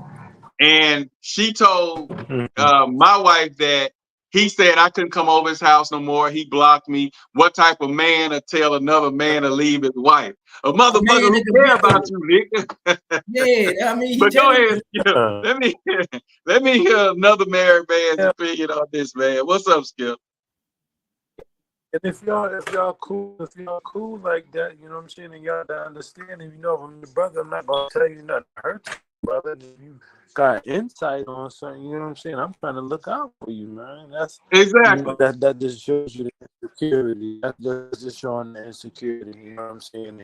He already probably got a feeling, you know what I'm saying? He already got a feeling of what's going on. But hey, if he's not taking that warning that you give, you trying to, you know what I'm saying, throw him in assist like Stockton or something, you know what I mean? He's not taking heed to that. I mean, hey, you did your part, Black. Hey, and I kind of hate that because he's one of the only guys that I used to talk to down here. And I never thought that giving an honest opinion would get you blocked. It's just like we just met, Skip. And my thing is, you're a genuine brother. You're a spiritual brother. And you felt my vibe just like I felt your vibe. If I come to you out of the blue and start telling you a situation, you gonna have my best interest at heart. You're gonna, you may say, do what you're gonna do, but if it was me, and this is how I would take that. If my wife doing this and that, you're gonna, and I know you have my best interest in heart. Same with George. We vibe instantly. And if George called me right now and say he needs me in Dallas this weekend, I'm gonna be in Dallas this weekend. If he called me now and say, "Hey, Black, I know we just met over social media, but I need this and that and that and that," I'm gonna do this and that and that. Whether it's a flyer, whether it's a video, whether it's me sending him a soundtrack to whatever he's doing, I feel dedicated to him. But this brother been knowing me for about 4, going on 5, maybe 5 years now, about 6 years now. And I told him that about 2 months ago, and the brother blocked me and was like, and then his wife said that he said, "What type of man to tell another man to leave his wife?" Man, that bitch sexting. She's sexting, texting another nigga, and you done seen this more than once. Nigga, get out that shit. I'm not gonna take it. And it's coming from a man.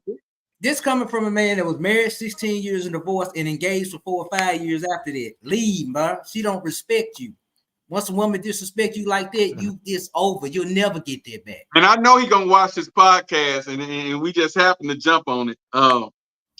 He keeps up, but it comes in my mind every week, if not every other day, that me and this guy was this close, and I voiced my opinion that you need to get out of that relationship. Go ahead and leave. I'll tell you this: he better off taking that L now than waiting another day, because he can heal from it sooner and move on and meet the one from him. I'm thinking she already doing something, bro. Because she totally disrespects this dude. She totally She picks her friends over him, her co-workers over him. Right.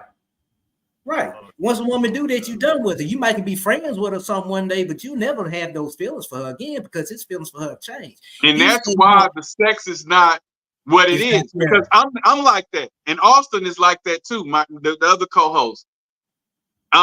Once that visual, and I don't know. I think with Skip being spiritual like he is, he's like that with me too. If I imagine my woman being penetrated by another man, or another man is able to even touch her, I lose interest, and I'm not gonna be able to get up for her either. But I can go across the street and mess with Mary and be rock hard and wearing her out, but I can't do shit at the house because I'm not feeling that no more. Right, I'm not. Yeah, I'm the same way, exact same way. Once you get that, or once something happens, no, I'm through. And he might as well go and leave now. Go and take that L. I know it hurts, but go and let it go and hurt. And be good with it. At least you learn it on the front end before you had kids with it. And I'm sorry, I'm just cussing. Before you get into all that, it's best that she showed you who she was. Believe her, man. You can do better. You don't need a woman disrespecting you like that. No. Ain't no woman worth all that to a man. Ain't no woman worth your pride and your respect and your ego as a man. And if she doing that, she just telling you, I don't respect you. It's a thing. What you say, Skip? No, I was just saying, bouncing off of what George was saying. That's the universe giving you time. You know what I'm saying? It's just showing you finding this stuff out for a reason. Now, if you take heed to it, that's up to you. But you're seeing it for a reason. Like you said about multiple times too. Come on, bro. Yeah, he done caught us several times. I mean, okay, we all human, and when you in a relationship 5 years plus, and you know your role in it, you're not communicating, you allow that person that time to borderline fuck up. You get what I'm saying? Like, a guy at the job may bring a lunch, may walk her to the car every evening, may text her once or twice outside of the job.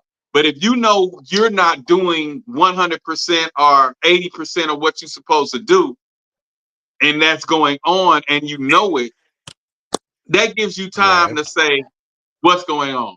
What we doing? You know how they say, this what we doing now? Yeah. But that's why I say a lot of times it's lack of communication. Right. Somebody got to pause. And with them, somebody should have paused and said, "What we doing?" Right. Oh, And come back the together. thing is, and sometimes the good communication, like I said earlier, is just to realize y'all ain't meant for each other. Sometimes just this realization. Marriage is not always forever, unfortunately. Yeah. You be married. I've heard of one couple that's married 50, 65 years and got a divorce. So just because you married somebody for a long time really don't mean much. It just means you put a lot of time in. Hopefully you spend You your lost time. a lot of time here. No, I don't look at it like my marriage. I was married 16 years. I don't look like it. I don't look at it like I lost none. I look like it. I gained my son. She's a good co-parent. I look at that time as not me having wasted. You know what I'm saying? I could have used the time a little bit differently, but I didn't waste it. I gained a lot out of it, a lot of life experience. Right.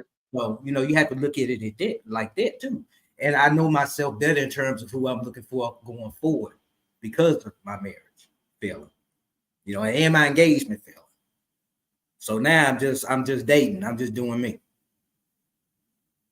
But bro, I can imagine that kind of pain you're going through, and then it's embarrassing for him and all that kind of stuff. Just go home. Ain't no shame in it. Ain't no shame. I know I would. Yeah, I wouldn't. He didn't do nothing wrong. She's the one that fucked off, not him. So why should he feel? He's gonna look better by leaving now than staying.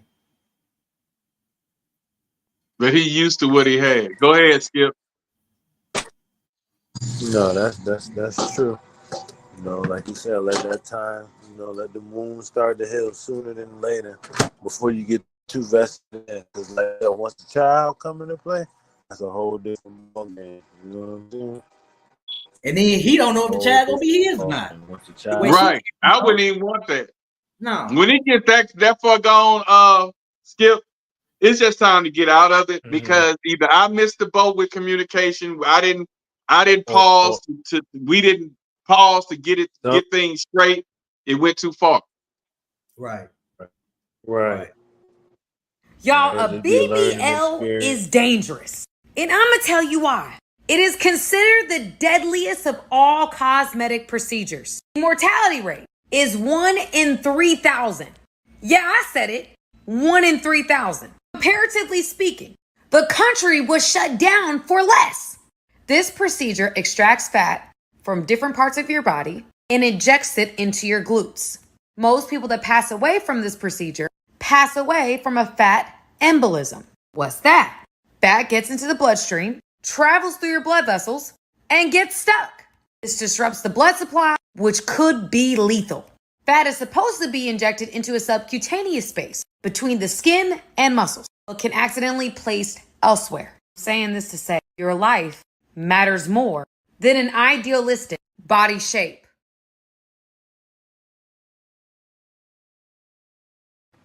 I get why women wants to enhance themselves. I get it. But fellas, we have to do more on just continuously telling our women that they're beautiful. You're enough. You have to continuously tell them that they're gorgeous. You have to always don't make your woman feel like she has to go do something, even if you fucking with another chick. Like, no. You just love a woman. That's it. And women, listen to your man. Just listen. Just listen. Just listen. I can't sit here and say, because even with right now, even with that going on, right, this is what I'm reminded every day. If you look at it, bro, the women, the rate of the BBLs, and you the only person that can do this. Can't nobody else get me to talk about this shit. Take this clip and then run that shit. No, I'm not talking about this nowhere else. If you look at the women today, it's a lot of women who have BBLs when you go outside. Yes, sir. So I'm constantly reminded.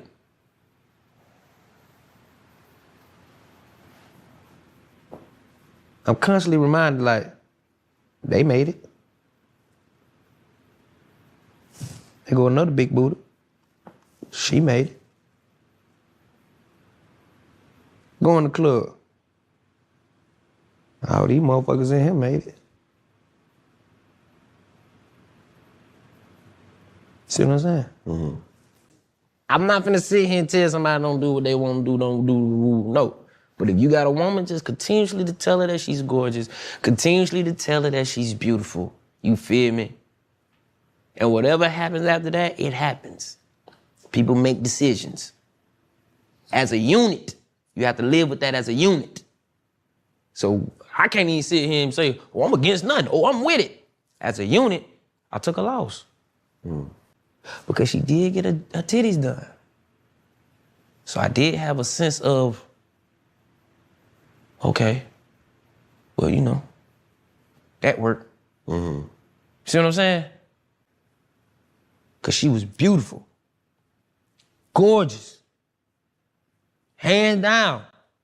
She was gonna be even more beautiful if that's what she thought, and I was gonna be right behind her. And it'd be like, yeah, baby, do your motherfucking shit. Dig what I'm saying? But as a unit, it went the other way. So as a unit, I gotta sit there and we gotta eat that shit. You feel me? So in her mind, if she felt like it was gonna do whatever it was gonna do, I'm behind it. I'm not against it. I'm with it. But it went the other way. And I can't fight nobody. Because as a unit, we gotta stand on this as a unit.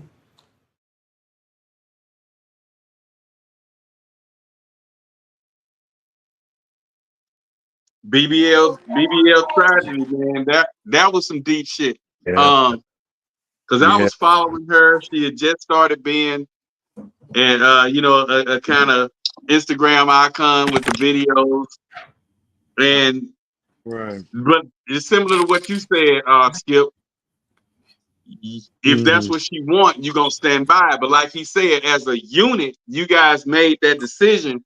So if it goes left, you got to soak that up as a unit because you agreed for her to do that.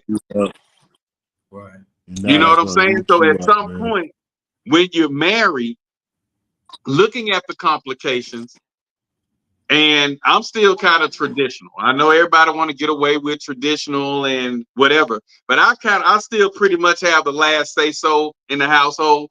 And if my idea is not the best, I go to her idea. But even if she throw in her idea, I'm still gonna decipher it and see what's best for us as a whole. Because I'm a logical thinker, and that's what we do. And just like I tell her now, if the conditions are not there for you to have another child, I'd rather have you here than another child. Because I don't know that child, I know you. Right. So if the doctors say that it's a big risk if you have another child, I don't want another child. Right. I just don't, because I don't know that child. I mean, I'm like that. I'm messed up in the head like that. I'd rather be with who I know and what I know than stuck with something I don't, somebody I don't know that I gotta learn to love and all that. No, sir. I'd rather deal with what I got. So as a unit, like he was saying, with these BBL changes and things, you have to decide this if you married or are in that type of committed relationship. As a unit, you make that decision.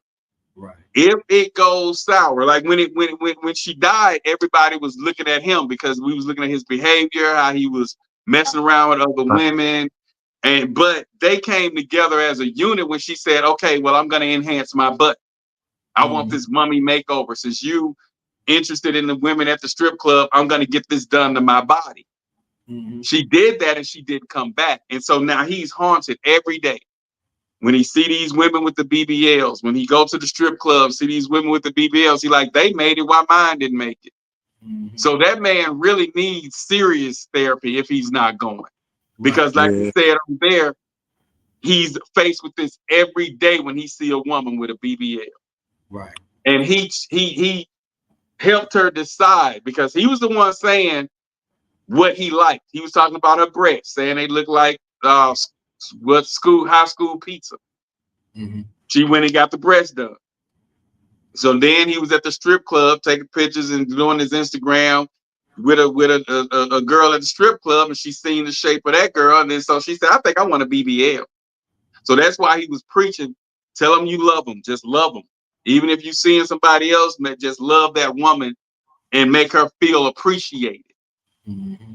He gonna, clear himself up by not saying that she wasn't appreciated, but if you see the videos she was posting, he treated her like shit. And that's my dude. I met him. I know him.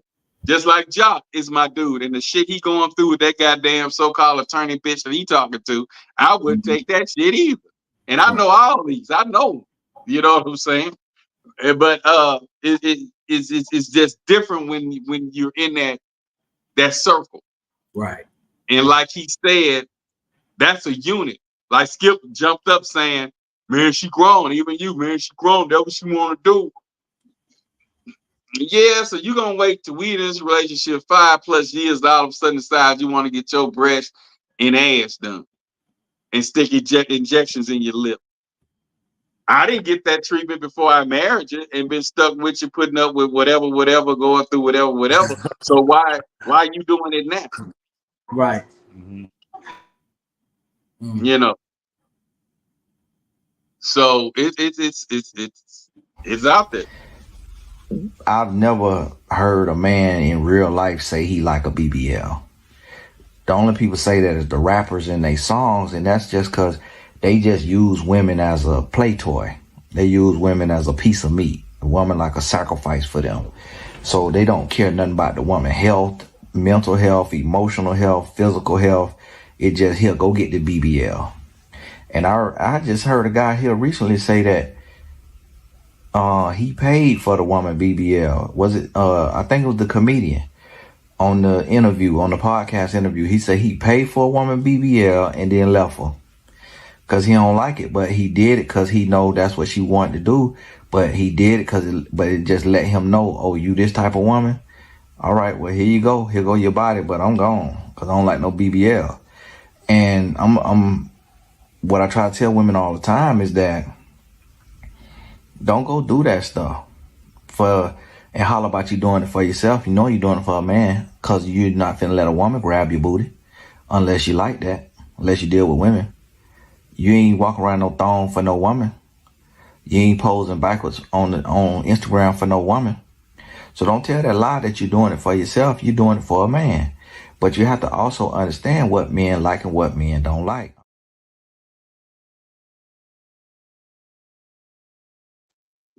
A lot of men pay for them damn BBLs, dude. That woman get on that Instagram and start getting them likes and shit. They're treating them like they stuck out there. Then they looking funny. Yeah, right.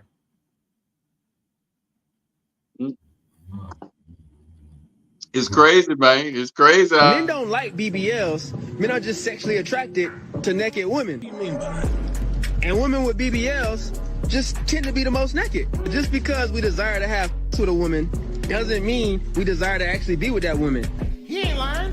Sadly, it doesn't even mean that we like her. A lot of times we just be looking at free breast and booty while simultaneously overlooking all the things we don't like, and then the things we don't like end up being the things that women think we do like. Oh, they must like that kind of outfit. They must like the way she acting. Nah, she just naked. And that's what I was talking to you about earlier, George and Skip. Just because we see that and look at that, you have to convince your woman that that's not what you want. It's just that real men are naturally attracted to nakedness. It was a thing, being naked. You know, and a real man is gonna look at something naked, just like a real woman with a man with his chest out and his arms and his big thighs. They gonna look. But that don't necessarily mean they don't want the men that they have. It's just that it's naked. At the society, we are naturally attracted to or notice nakedness. Right. Period. That same guy can have on a turtleneck, walking around with his chest, and your woman will barely pay attention to him unless it's a color she like that he got on. But if his chest out and he wear that white beater or his shirt off and he walking around that joker, she'll notice that. Right. You know what I'm saying? Just like we'll notice if they walking around in some skimpy, they showing they moose knuckle. You know, yes, you'll notice that. Yeah. But that don't mean that's what you want. And that doesn't That mean don't mean that's what you gotta have. That don't mean that's what you want to marry. Yeah, just because a man look at something, that don't mean that's what you should aspire to be. You know, just be happy with yourself. If you're not happy with yourself, you're not gonna have nothing outside of yourself anyway. So worry about yourself and just learn to love yourself for who you are.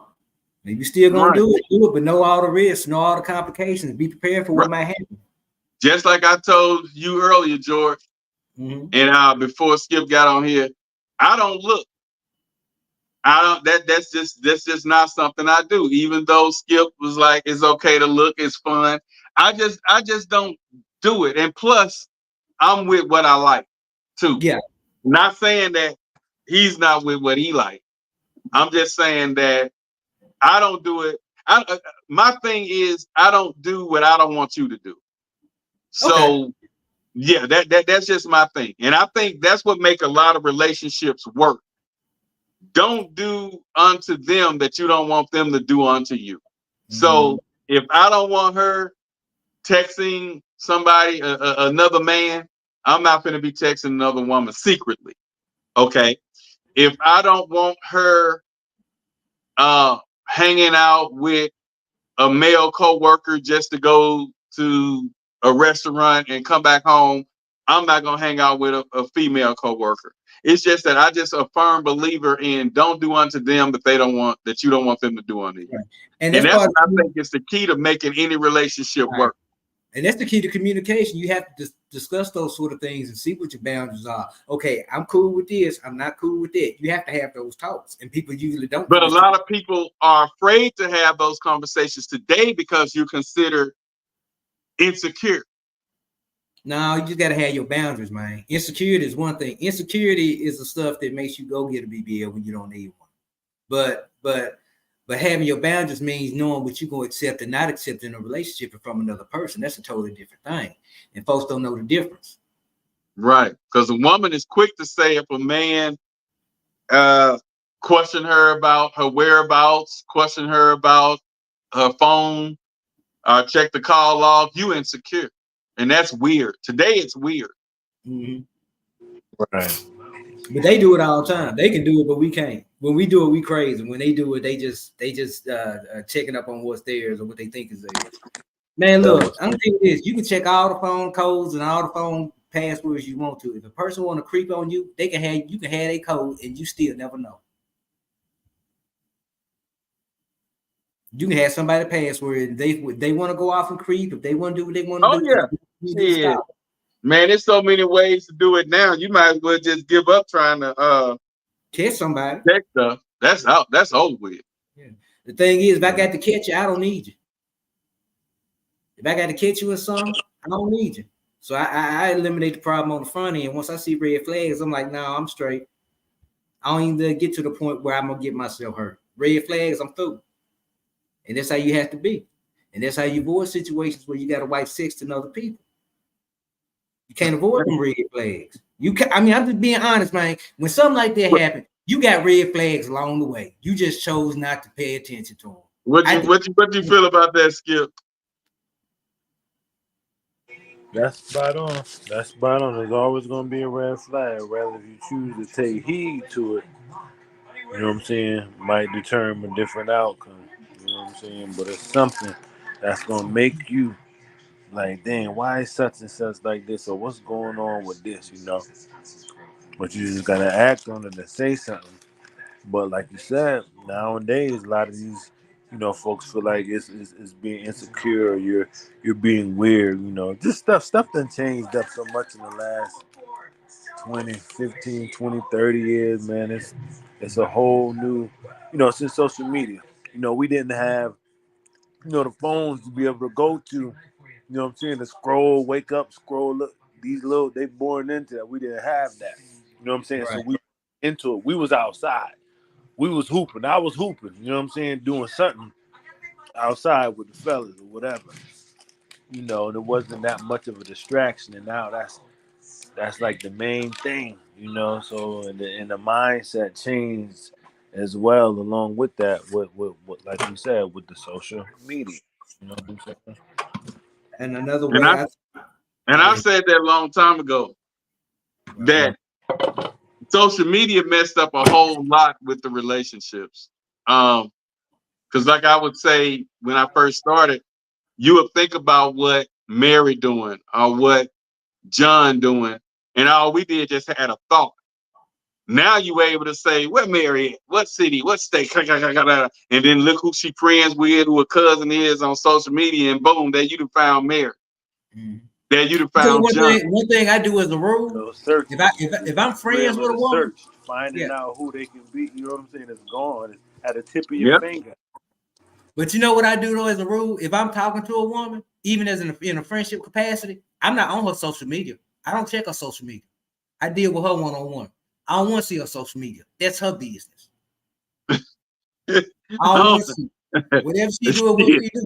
I don't care. I think that need to be a part of what you checking out too, because you want to see how she acted on it. Even though, like I know I got a cousin, and she on social media, fake than a motherfucker. She always act like she turning up. She act like she in the threesomes. She act like she in the partying all night. She ain't into none of that shit. But she trying to keep up with the young girls that's doing that. The 20-year-olds, and she in her 40s. She trying to keep up with the 20-year-olds that's posting and actually doing the shit. You know. So I still want to see what image you're trying to portray on social media. I still want to check that out. I just rather deal with how they are when they with me one-on-one, because I know social media is mostly bullshit. I mean, everybody it's something to hide behind, but I still would want to know. So that's the person you want to portray. You want to act like you can go screw anybody and you can have everybody man. I guess I'm just saying. I guess I'm just concerned about what I'm gonna get. I don't really care what else we're going elsewhere. All right, Skip. Come in on that one, Skip. I really don't care. Do what you gonna do. Man. Just when you meet up with me, just be on point when you meet up with me. Other than that, have fun. It's your life, baby. Hey, you in social media though. You dating in the social media era. You gotta find out how many more views she meeting up with. And see, if you anything like me or probably Skip, we came from, like he said, we came from 2-parent households. Me too. And we know how to treat and respect a woman. Mm-hmm. And I'm sure Skip ran into women who would screw Junebug and what's another street name? Junebug and Cousin Bubba too. Down the road, but to get with us and try to play saint. She want us to wine and dine and wait it out and all that, but he called her slut and a bitch and spanked on her ass and screwed her the same night. You want me to? If that's where they meet up at, that's where they meet up at. Otherwise, I don't care. I mean, it just don't matter to me no more. It's just like I can't stop no woman from doing what she gonna do. And I learned this the hard way. You can think they ain't got time. You can think they ain't got interest. You can think they don't have no opportunity. She gonna make a way if she want to make a way. I don't care if you're married to her. I don't care if you got her under surveillance. She gonna find a way to get out there out your eyesight 3 to 5 minutes if that's what she gonna do. So I just choose not to give a damn. Now, what you feel about that, Skip? I believe that. What you think, Skip? Yeah, this is true. They said women always 10 times slicker than a man anyway. Right. We got our game. What game from a woman? Game from a woman. Hey, they say, well, we sit up and cheat with the woman next door. They cheat with the man in a whole neighborhood away. We sit up and do the one next door. Yeah, y'all next door. They did another one. So it's crazy out there. You know what I'm saying? So people gonna do what they do. That's why you got to use your best character when choosing that life partner. Right. And there's always room for that margin of error. Or don't look for a life partner. That's not for everybody. Like, I'm not necessarily looking for a life partner. I'm just living my life. I'm not worried about that right now. I'm worried about my career, worried about my sons and my education. That's not a focus for me. So I'm not coming into it with the same perspective because I've already Right. been Okay. So you're not looking to date for a purpose. So you just meet, and if y'all feeling the vibe, you do what you do. It is what it is. The person that she gives you, that's why you say. Yeah, I done the marriage thing. I done the 5-year engagement. I done raised 5 kids. I'm good. Mm-hmm. And you know, a lot of brothers are going to that, Skip. A lot of them, not marriage is nowhere in no kind of conversation. You know. True. And it's cool if you are, but like I said, I've already done it. So it's not like I'm a guy that's sitting up here that never been married saying it. Right. You know, I've been through it, and like I said, a 5-year engagement after this. I mean, 5-year engagement, 16 years married, dude. And I'm sure if mine didn't work, I'm gonna be in that same boat. But it's gonna be hard to date with all that's going on in this world today, bro. It's gonna be hard. And then I see why a lot of brothers go backwards to women they dated 3 and 4 years ago, because I said I don't believe in that going back shit. But with what's going on today, either I'm gonna forever be single, or you would have to go back, because I just don't trust nothing as I. And then even going back could be dangerous because there's so many down low brothers out here, and a woman just ain't gonna stay celibate for 15, 20 years. 15, 20 minutes. Shit, these days. Ain't playing. I'm out here dating. I know the stuff out here. These women ain't, man, they busting down. Come on. Y'all just, it's rough out here. I don't envy nobody's out here trying to date. If you try to date with a purpose, I'm sorry. But for me, I'm choosing not to do that. Wow. Hey, it's tough out there. Is it tough out there, Skip? Man, I'm blessed to be in the position that I'm in right now, and I ain't gotta. Boy, that's what I said last week on the podcast. I'm just blessed that I don't have to get out here in it, bro. It's gonna be a tough thing, bro. That ain't nothing I wish on nobody, Brandon. It'd be hard to you take definitely. And the thing is not to let relationships and coupling, you know, unless you're married and something really serious and committed, take up too much time in your life. Because I feel like there's such an emphasis on everybody having somebody that people not really focusing on themselves and pursuing their own interests, so they don't know themselves. People not taking the time to get to know themselves. From the time we 18, we as men, a lot of times we taught, okay, now it's time for you to go to school and get a job and get a wife and raise a hat, you know, do all that. So we don't get to know ourselves until we hit our 40s and 50s, and whatever we thought was forever fucks up. Mm-hmm. So that's just, I guess it's just the space I'm in right now, because I did my stuff backwards. But that's okay. You know what I'm saying? I love women. I love the company of women. And all that, but it's just I'm just not in that headspace to go there anymore. I see no benefit to me from doing it. I mean, I feel you though. Especially emotionally, what I've been through. I feel you on the cool. After 15 years, I feel you. The only thing I didn't feel you on is when you first started seeing shit drifting. I just felt like, you know, but sometimes, like I said, we tied up doing our thing. Then sometimes you want to do the tip for tap. You don't want to talk shit, fuck it, I ain't gonna talk. Then you had her family involved, and they was way too involved in this stuff. But were they involved before you married her though? They were judgmental, but they kept, you know. I guess I expected her to respect the vow about forsake all others, and to me that means your daddy and your mama too once you get married. But she wasn't ready to do that, so this shit was a wrap. She was a what? She wasn't ready. You know the part of your vows about, you know, you forgo your mother and your father when you take a husband. Well, these women I hear, a lot of them don't know how to do that. They still feel like they got to worry about mom and dad. No, you got a husband, you got a spouse. Just like I said, I don't know if you was on that podcast, but my uncle told me that when I was about 21, 22, he said, when you get your immediate family, you can't take care of your mom and dad no more. He said that you're going to have to go through her to even take care of them. Yeah, So you can give them anything. That's what he said.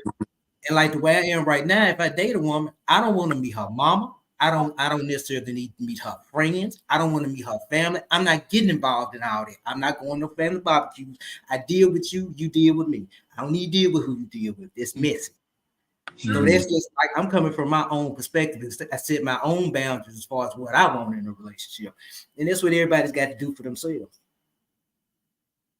Well, I'm like Prince. I want to be your mother, father, and brother and sister too. I'm good. I deal with you, you deal with me. I don't need to come over for Thanksgiving. I can give me a banquet TV dinner for Thanksgiving to avoid a whole lot of bullshit. So I'm all right. What was I thinking? What was it, Skip? What Prince said? I want to be your mother, father, and sister too. I think it was called "I Want to Be Your Lover." That song Prince said, "I want to be your lover." Check that out. He said, "I want to be your mother, father, and sister too." Shit. But yeah, after being in a relationship that long though, George, I would, like I say, and I'm sure Skip would be on the same level. If we were to become single, dating would be the very last damn thing on either of our minds, because when you serious, when you devoted so much time and devotion to a relationship and then you get fucked around, it's a waste of time. Now, if I was out there wilding and it happened, I'm quick to be held accountable for my part. And it took me a minute to get to that point, but that's where I am now.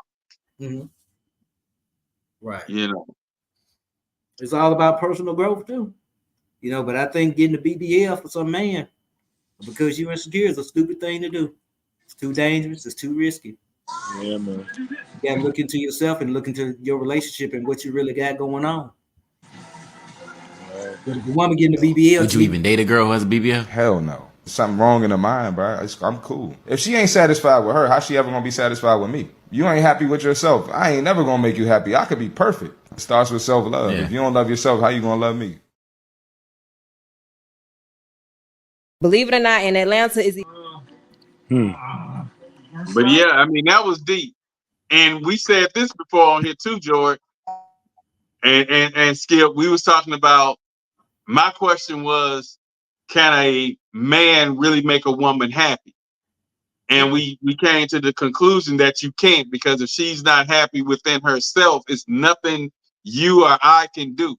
Yeah, they'll be happy for the moment. You get them the vehicle they want, you put them in the house they want, but they're never going to be just happy if they're not happy with themselves. Right. Because a woman's happiness is not your responsibility. My ex-wife told me, she said one time, I'm not happy. I said, it's not my responsibility to make you happy. You need to. And when you said that probably made her drift more. I don't care. It was the truth. You're not responsible for nobody's happiness. You're responsible for your own. That person got to be completing themselves. That's what we mess up at, thinking we got to complete people. And we're responsible for their happiness. All you can do is be the best person you can be. You can give your last, and some motherfuckers still won't be happy. It's just reality. So you're not making nobody happy. If somebody tell you they making you happy, no, they just lying. They ain't up the situation. You ain't making nobody happy. He's speaking that real, ain't he, Skip?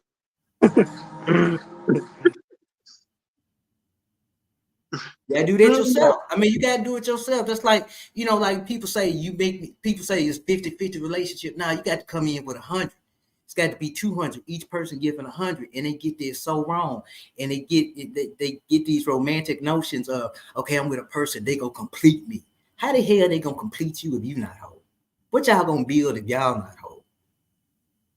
Just people not, and I think people just want the status of being in a relationship without a relationship, because a relationship is a lot of work. It's a lot of work. But you got to realize, even in marriage, don't matter 16 years, you got to know when to cut bait. Sometimes you got to know when it's over. And sometimes this for the best.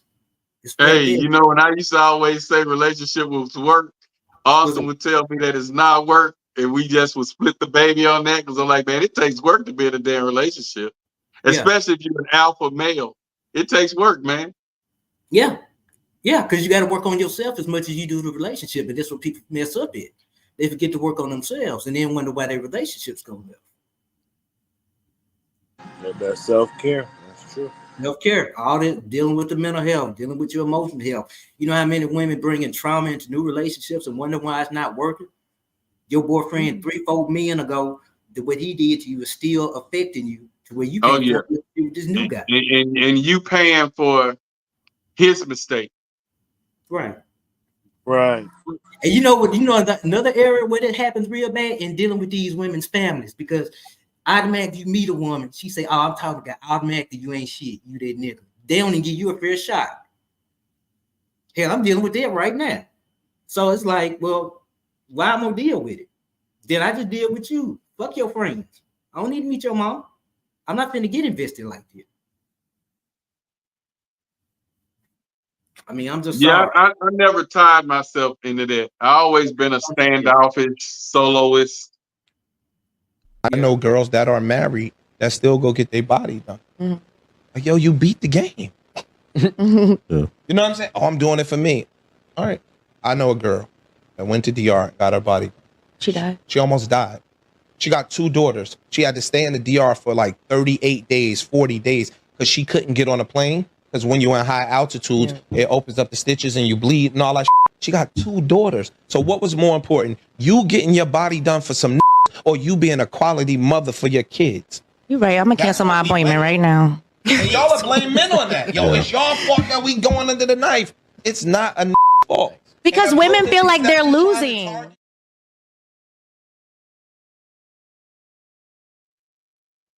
You know, and all that thing because of social media. Right. People thinking they know what's attractive. People thinking they know what men want. People think people being insecure. And until these surgeries become a lot safer and there's a better standardized standard of care, I wouldn't do it. I wouldn't do these little bootleg trips to Mexico to get them done. And they basically putting Fix-A-Flat in there. This stuff is gonna come out sooner or later. You know, we just haven't seen it in long term. You know, we haven't seen any medical evidence of people 20 years out with this done. People 5. They've been complaining. They got women coming forward on social media now, TikTok. Mm-hmm. They say it's hell, and you got it's the maintenance that comes after the surgery. The surgery ain't the hard part. It's the maintenance after. They say you have to go to certain doctors, and they have to squeeze your pores and get all that out, and that's where that smell come from. Because a lot of women not going to that taking care of their bodies after, where they go to the doctors and get all the fat and stuff pushed out of the pores. I mean, it's just, I don't know. I mean, people got to keep in mind, it's a surgical procedure. You know, people taking it too lightly, I say. They be thinking, I'll just go down there, party, turn up a few days, get my BBL and come back. And they not understand the gravity. They putting you under, and they introduce something into your body. You saw where she was. They went to the DR. He said she went to the DR. Yep. And couldn't come back because she had to fly back, and the stitches would came loose and stuff. Come on, man. So you rather go through the extent of all of that, man? It's great, but hey, they gotta compete, bro. Men don't like BBLs. Men are just y'all. A BBL is a lot of females. They go strip real quick. They go sell their ass real quick. They go run up that money to get their body done. And a lot of females' mindset right now is, if I get my body done, it's gonna change my life. As soon as I get my body done, niggas gonna start tricking on me. They gonna start spoiling me. They gonna start flying me out just because my body is done. So these females are going to bust in their ass to save up the money to get their body done. They go get their body done. Now they don't even have the money for the aftercare. Do this. Now they depending on a nigga. Oh, my body done. Now a nigga finna come save me. A nigga finna come spoil me, trick on me this. But what they failing to realize is that all these bitches got their body done. Bodies are everywhere. Niggas don't give a fuck about bodies. It's niggas that mind you, I know a lot of niggas. It's niggas who'll go fuck a bitch that ain't got her body touched before he even look your way, baby. And you done went and spent bands on your body. Niggas do not give a fuck about a body. If you go get your body done, it's for yourself. It's for your own self-confidence. Cause I promise these niggas don't give a fuck. Everybody body done.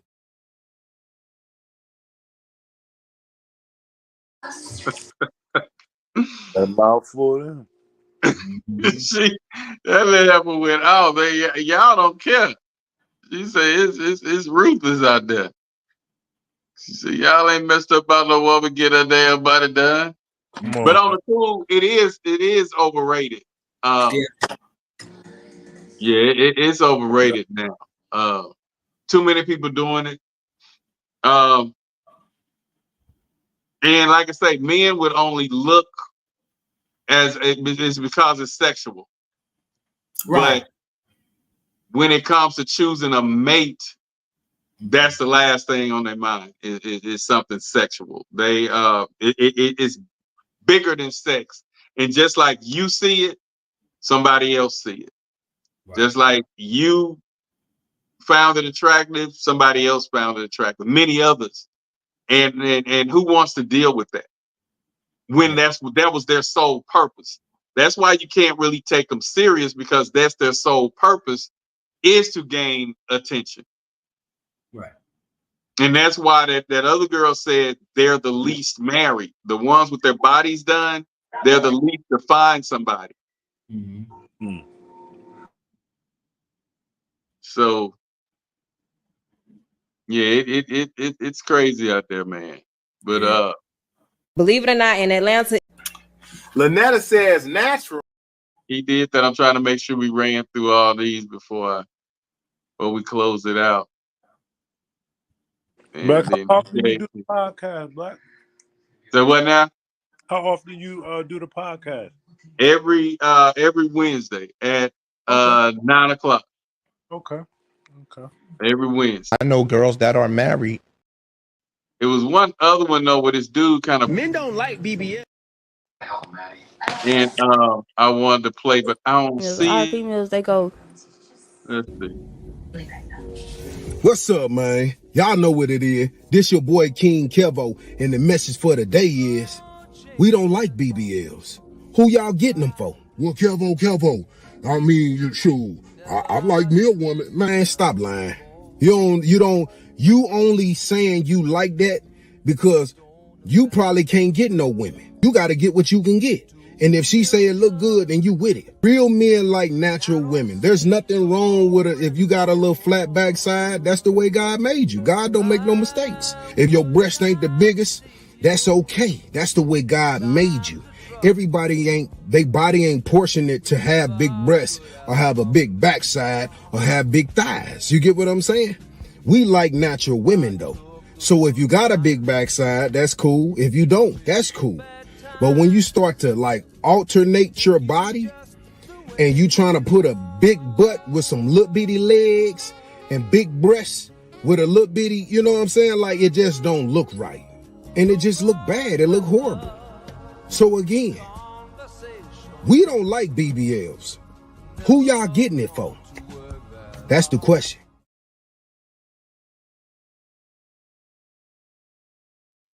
Well, they say they getting it for themselves. Yeah, what they say. They say a viral clip that went out. What you saying, George? I was saying if they're getting it for themselves, no power to them. But I don't care. You think men prefer? Check this one out. You think men prefer a natural body or a BBL? BBL. BBL. BBL. BBL. BBL. BBL. BBL. BBL. BBL. BBL. BBL. Do you prefer natural bodies or BBL bodies? Natural.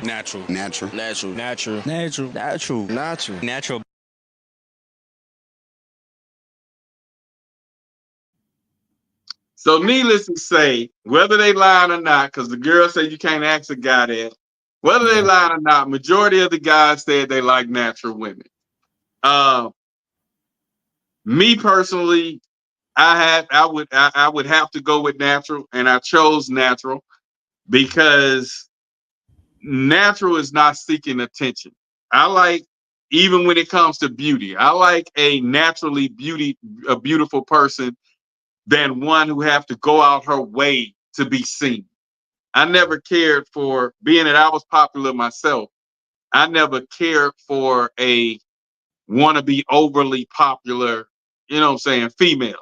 Let them notice you because you're fully dressed. You walk in there and they just see you and be like, that's a beautiful woman right there. Right. But if you walking in there half naked and then you getting all the attention in the room and you feeling like you the shit because you half-ass naked, that's a turnoff to me. Right. Just walk in there, being yourself, go to the store, go to the bar, and let guys come at you because you're not showing flesh or you're not advertising sex, that's what I like. But if you got to go up in there with your breast all out and the split all the way up to your hip and trying to be seen and are wearing those outfits where that see-through lace that they be wearing where you don't have no panties on. Right, all of that. Yeah. If you wear that and a guy breaking their neck, a lot of guys trying to holler, that's because of what you have on. That's a sex attraction. That's a sexual attraction. That ain't got shit to do with your natural beauty or nothing like that. Yeah, you know what I'm saying? A natural beauty can lead to what you do, your intellect, your personality. But a sexual notice will mostly just get you to the bedroom while he looking elsewhere, thinking long term. Yeah. And my things, I prefer a natural woman because I like to appreciate a woman's personality as well as her body. She can't just come with a body and nothing else. You got to have a personality. You got to have a certain vibe. I got to be able to kick and chill with you a certain way. I don't really care about you naturally. As long as I can kick with you and you can hang with me intellectually, I'll mess with you. But if a woman ain't got that, it don't matter if she got BBL or 24, 36, 84, whatever. It ain't gonna make no difference to me. What if you weigh about what, 135? I mean, you weigh about what, 180, 185? Yeah, about 175. Okay. What if she 280? That's cool with me. I like them thick. Oh, okay. I like them like that. Give me some more. Okay. Woo! Hey. Now, I never done that though. I never done that. Now I went. I did a 5. I dated a 5 in the face before, but I did a 3 or 4, 400. I'll be looking for Jordan. Yeah, So where's Jordan? You raise your hand up between the legs. Hear me. So it was a good time. It was a good day. Man, you wild. I see you on the wild side. You know what I'm saying? You like what you like, but intellectual, but she got to be able to turn you on though, and that's what a lot of brothers. But see, a lot of brothers mess up by getting with women. A lot of times that they vibe with intellectual, that they vibe with mentally, and they have things in common spiritually and all that, but they're seeking. They really want something else. Like the other guy said in the video, you only saying you like it natural because you can't get nothing else. Just make sure that you kind of get what you like sexually. Because you have to have a sexual attraction to your life partner or your long time partner. Right. You can jump in relationships. Oh, we had the best mental, da da da da da. But a lot of times that nerd that's in that book, take that hair down and shake that shit. She the most freakiest thing behind the closed door. Here's the thing. I know how to bring that side out of a woman, so I don't have that problem. Oh shit, that nigga using his tongue. Go ahead on, boy. Shit. I don't typically have. That's why when a woman connect with me intellectually and I become interested in her, I pursue her in a certain way. Yeah, I just let things happen naturally because I can appreciate a woman for her mind. If a woman can make me laugh, she got me. If a woman funny can make me laugh, I'm interested. I'm interested. That nigga sneaky, Skip. That nigga right there sneaky. You gotta watch him. Yeah. He come across as a little nice gentleman opening doors and pulling out chairs, but then that nigga say he can get freaky too though. I didn't see that. I just hope certain people ain't watching this show. That got a little freaky side. Yeah. But ain't nothing wrong with that, big man. Do your thing. But yeah, we about to sum it up, man. We actually went a whole extra hour. We usually go from 9 to 11, but it got interesting tonight. Especially when Skip came on here. Then we found out that George get a little freaky. He come on here talking all that intellectual therapist, master degree, and I'm just working on myself. And that nigga just said he'll eat you out of house and home, basically. Shit. I'm like, goddamn. You gotta watch that, brother. Hey, we'll leave him at the house and run to Kroger, and then we come back and he said your girl looking like she swallowed the canary. I don't believe it alone. The cat that swallowed the canary. You gotta kind of watch little George. It's them quiet, sneaky little bastard because he had all that time to sit in that room by himself while we was out there with the women. He had a lot of time sitting there by himself, reading, masturbating, and looking at porn. So he can't wait to get loose. That little bastard can't wait. Yeah, already got the whole flight. And look, and he was married 16 years too. The next one he get with, seriously, man, look, good luck. But with that being said, this DJ Black, I'm the host. Speak on the podcast every Wednesday night, 9 p.m. Eastern Standard Time, 8 p.m. Central. Doing what it do. They talking about it, so we might as well speak on it, and that's what we do. Shout out to my man George. Shout out to Skip. Welcome aboard, man. We look for you to come on. The ladies want to see what you look like. They understand you're married now. We made sure we broke that. So on the next one, even if you show up for 15 minutes, they just want to see, you know what I'm saying, what we looking like. I understand it was late and it was last minute, but you'll have your big necklace and shit on and doing have your little incense and shit going in the back, you know what I'm saying? Just set the atmosphere for the next one. Have your little incense going, a little red or blue light, you know what I'm saying, how you do it. But it's up though. But with that being said, man, appreciate everybody. Speak on the podcast. We out to next week. Peace. Oh, hold up. Before we do the piece, hold up, George. Hold up. We got to give your closing remarks. Oh, yeah. My closing remarks are basically this. You know, in terms of BBL, anything that's affecting your body, you know, try to do it only if it has a health benefit to you. But try to make sure that you're doing it for yourself, that you're healthy, that you're in therapy before you try to get into things like that in relationships, because that trauma can result in things like us feeling like we need BBLs, like us feeling like we need extra things in our relationship. Come into your relationship as whole as possible, and you can be more successful. Okay. Skip, drop it. Do men like BBLs, natural bodies, or they really just don't give a damn? Just give me a woman. I just want sex. Man, I'm team natural this way, man. I'm team natural all the way this way, man. BBL might be nice to look at, man, but at the end of the day, we want to appreciate something in its natural state. At the end of the day. That's deep, man. He messed me up. I wanted to come with something clever like that here.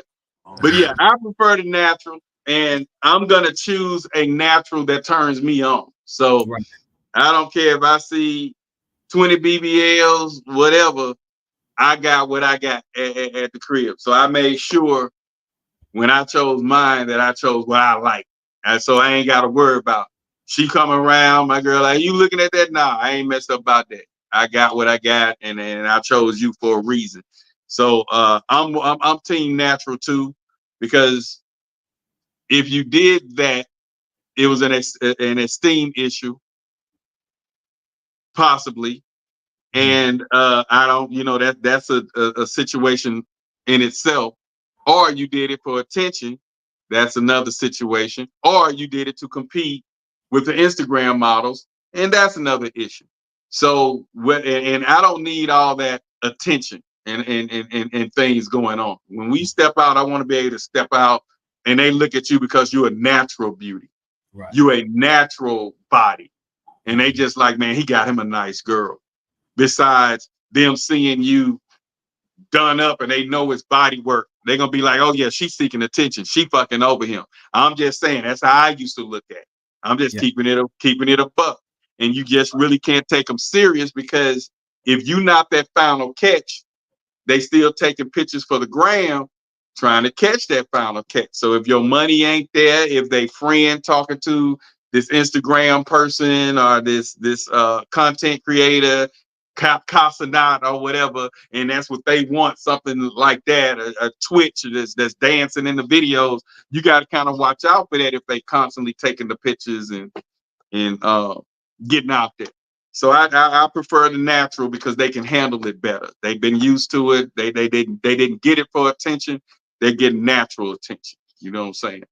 And now, with that being said, we out until next week, same time, same channel, same place, YouTube, Facebook, and we be on the app X. Speak On It podcast, 2K24. This is the fall edition, y'all, and we out. Peace. Peace. What you think, man? I've been in the polyamory lifestyle. I can't even say lifestyle because it's not a lifestyle. It's a way of loving, not a way of living. I've been polyamorous for about 10 years now. Okay. And the mindset for me is mentally, I think I've been polyamorous longer than actually practicing it because I've always felt that this like monogamy just doesn't fit for me. Right. I don't understand why I have to only love one person or why I can only show affection for one person. Where is this written? Why do I have to go along with what the societal standard supposedly is? Right. And then the problem comes when you love somebody too much. When you let yourself love somebody too much, and they don't love you the same. It's not even matter whether they love you back or not. They can love you back, but it's still unhealthy to love somebody that much. Which I understand that ideology of that. Well, I can't have. I might as well. I've been there. I know that. But at the same time, you have to realize, what your culpability is in a relationship going, however it went. You start thinking about, well, damn, I did this. So, you can love somebody too much. And then, see, this complicates things for us men because we already have a hard time forming those emotional attachments. You already told don't do this. The missing link to that goes back to a time before we were even thought. Why doesn't my father is that a protection for me? Right. Or is that the way he was raised? Or maybe somebody hugged him one day, a man hugged him. I'm not saying this is what happened, but I'm just saying we got No, but there are things that could have happened that absolutely that caused him to be the way he is. Made him feel weird, needed. Right. So the things that we think are sometimes a rejection or a lack may have been a protection. And most of the time they are like absolutely. But if we don't understand that, all we know is the rejection. You see, like what I understand with my father. Men were going to jail, killing each other, and then now we got bisexual, then we got gays, now we got transgender. So with all of that going on, the purpose of that was removing the black man, the black male from the household. Okay? So with him not being in the household, she's getting the welfare, or she's out there in the workforce, forced to take care of herself, and if she have children, to take care of the children alone. Whether he's in jail, whether he's dead, whether he's bisexual, whether he's gay, whatever. The black male was removed from the home, and black woman was forced to provide for the children, for herself. You're missing one other thing that removes black male from the home. That's white women.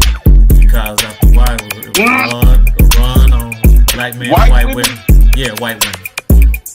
At one point, black men, they just had to have a white woman. No matter what their social economical status was, white women was the way to go.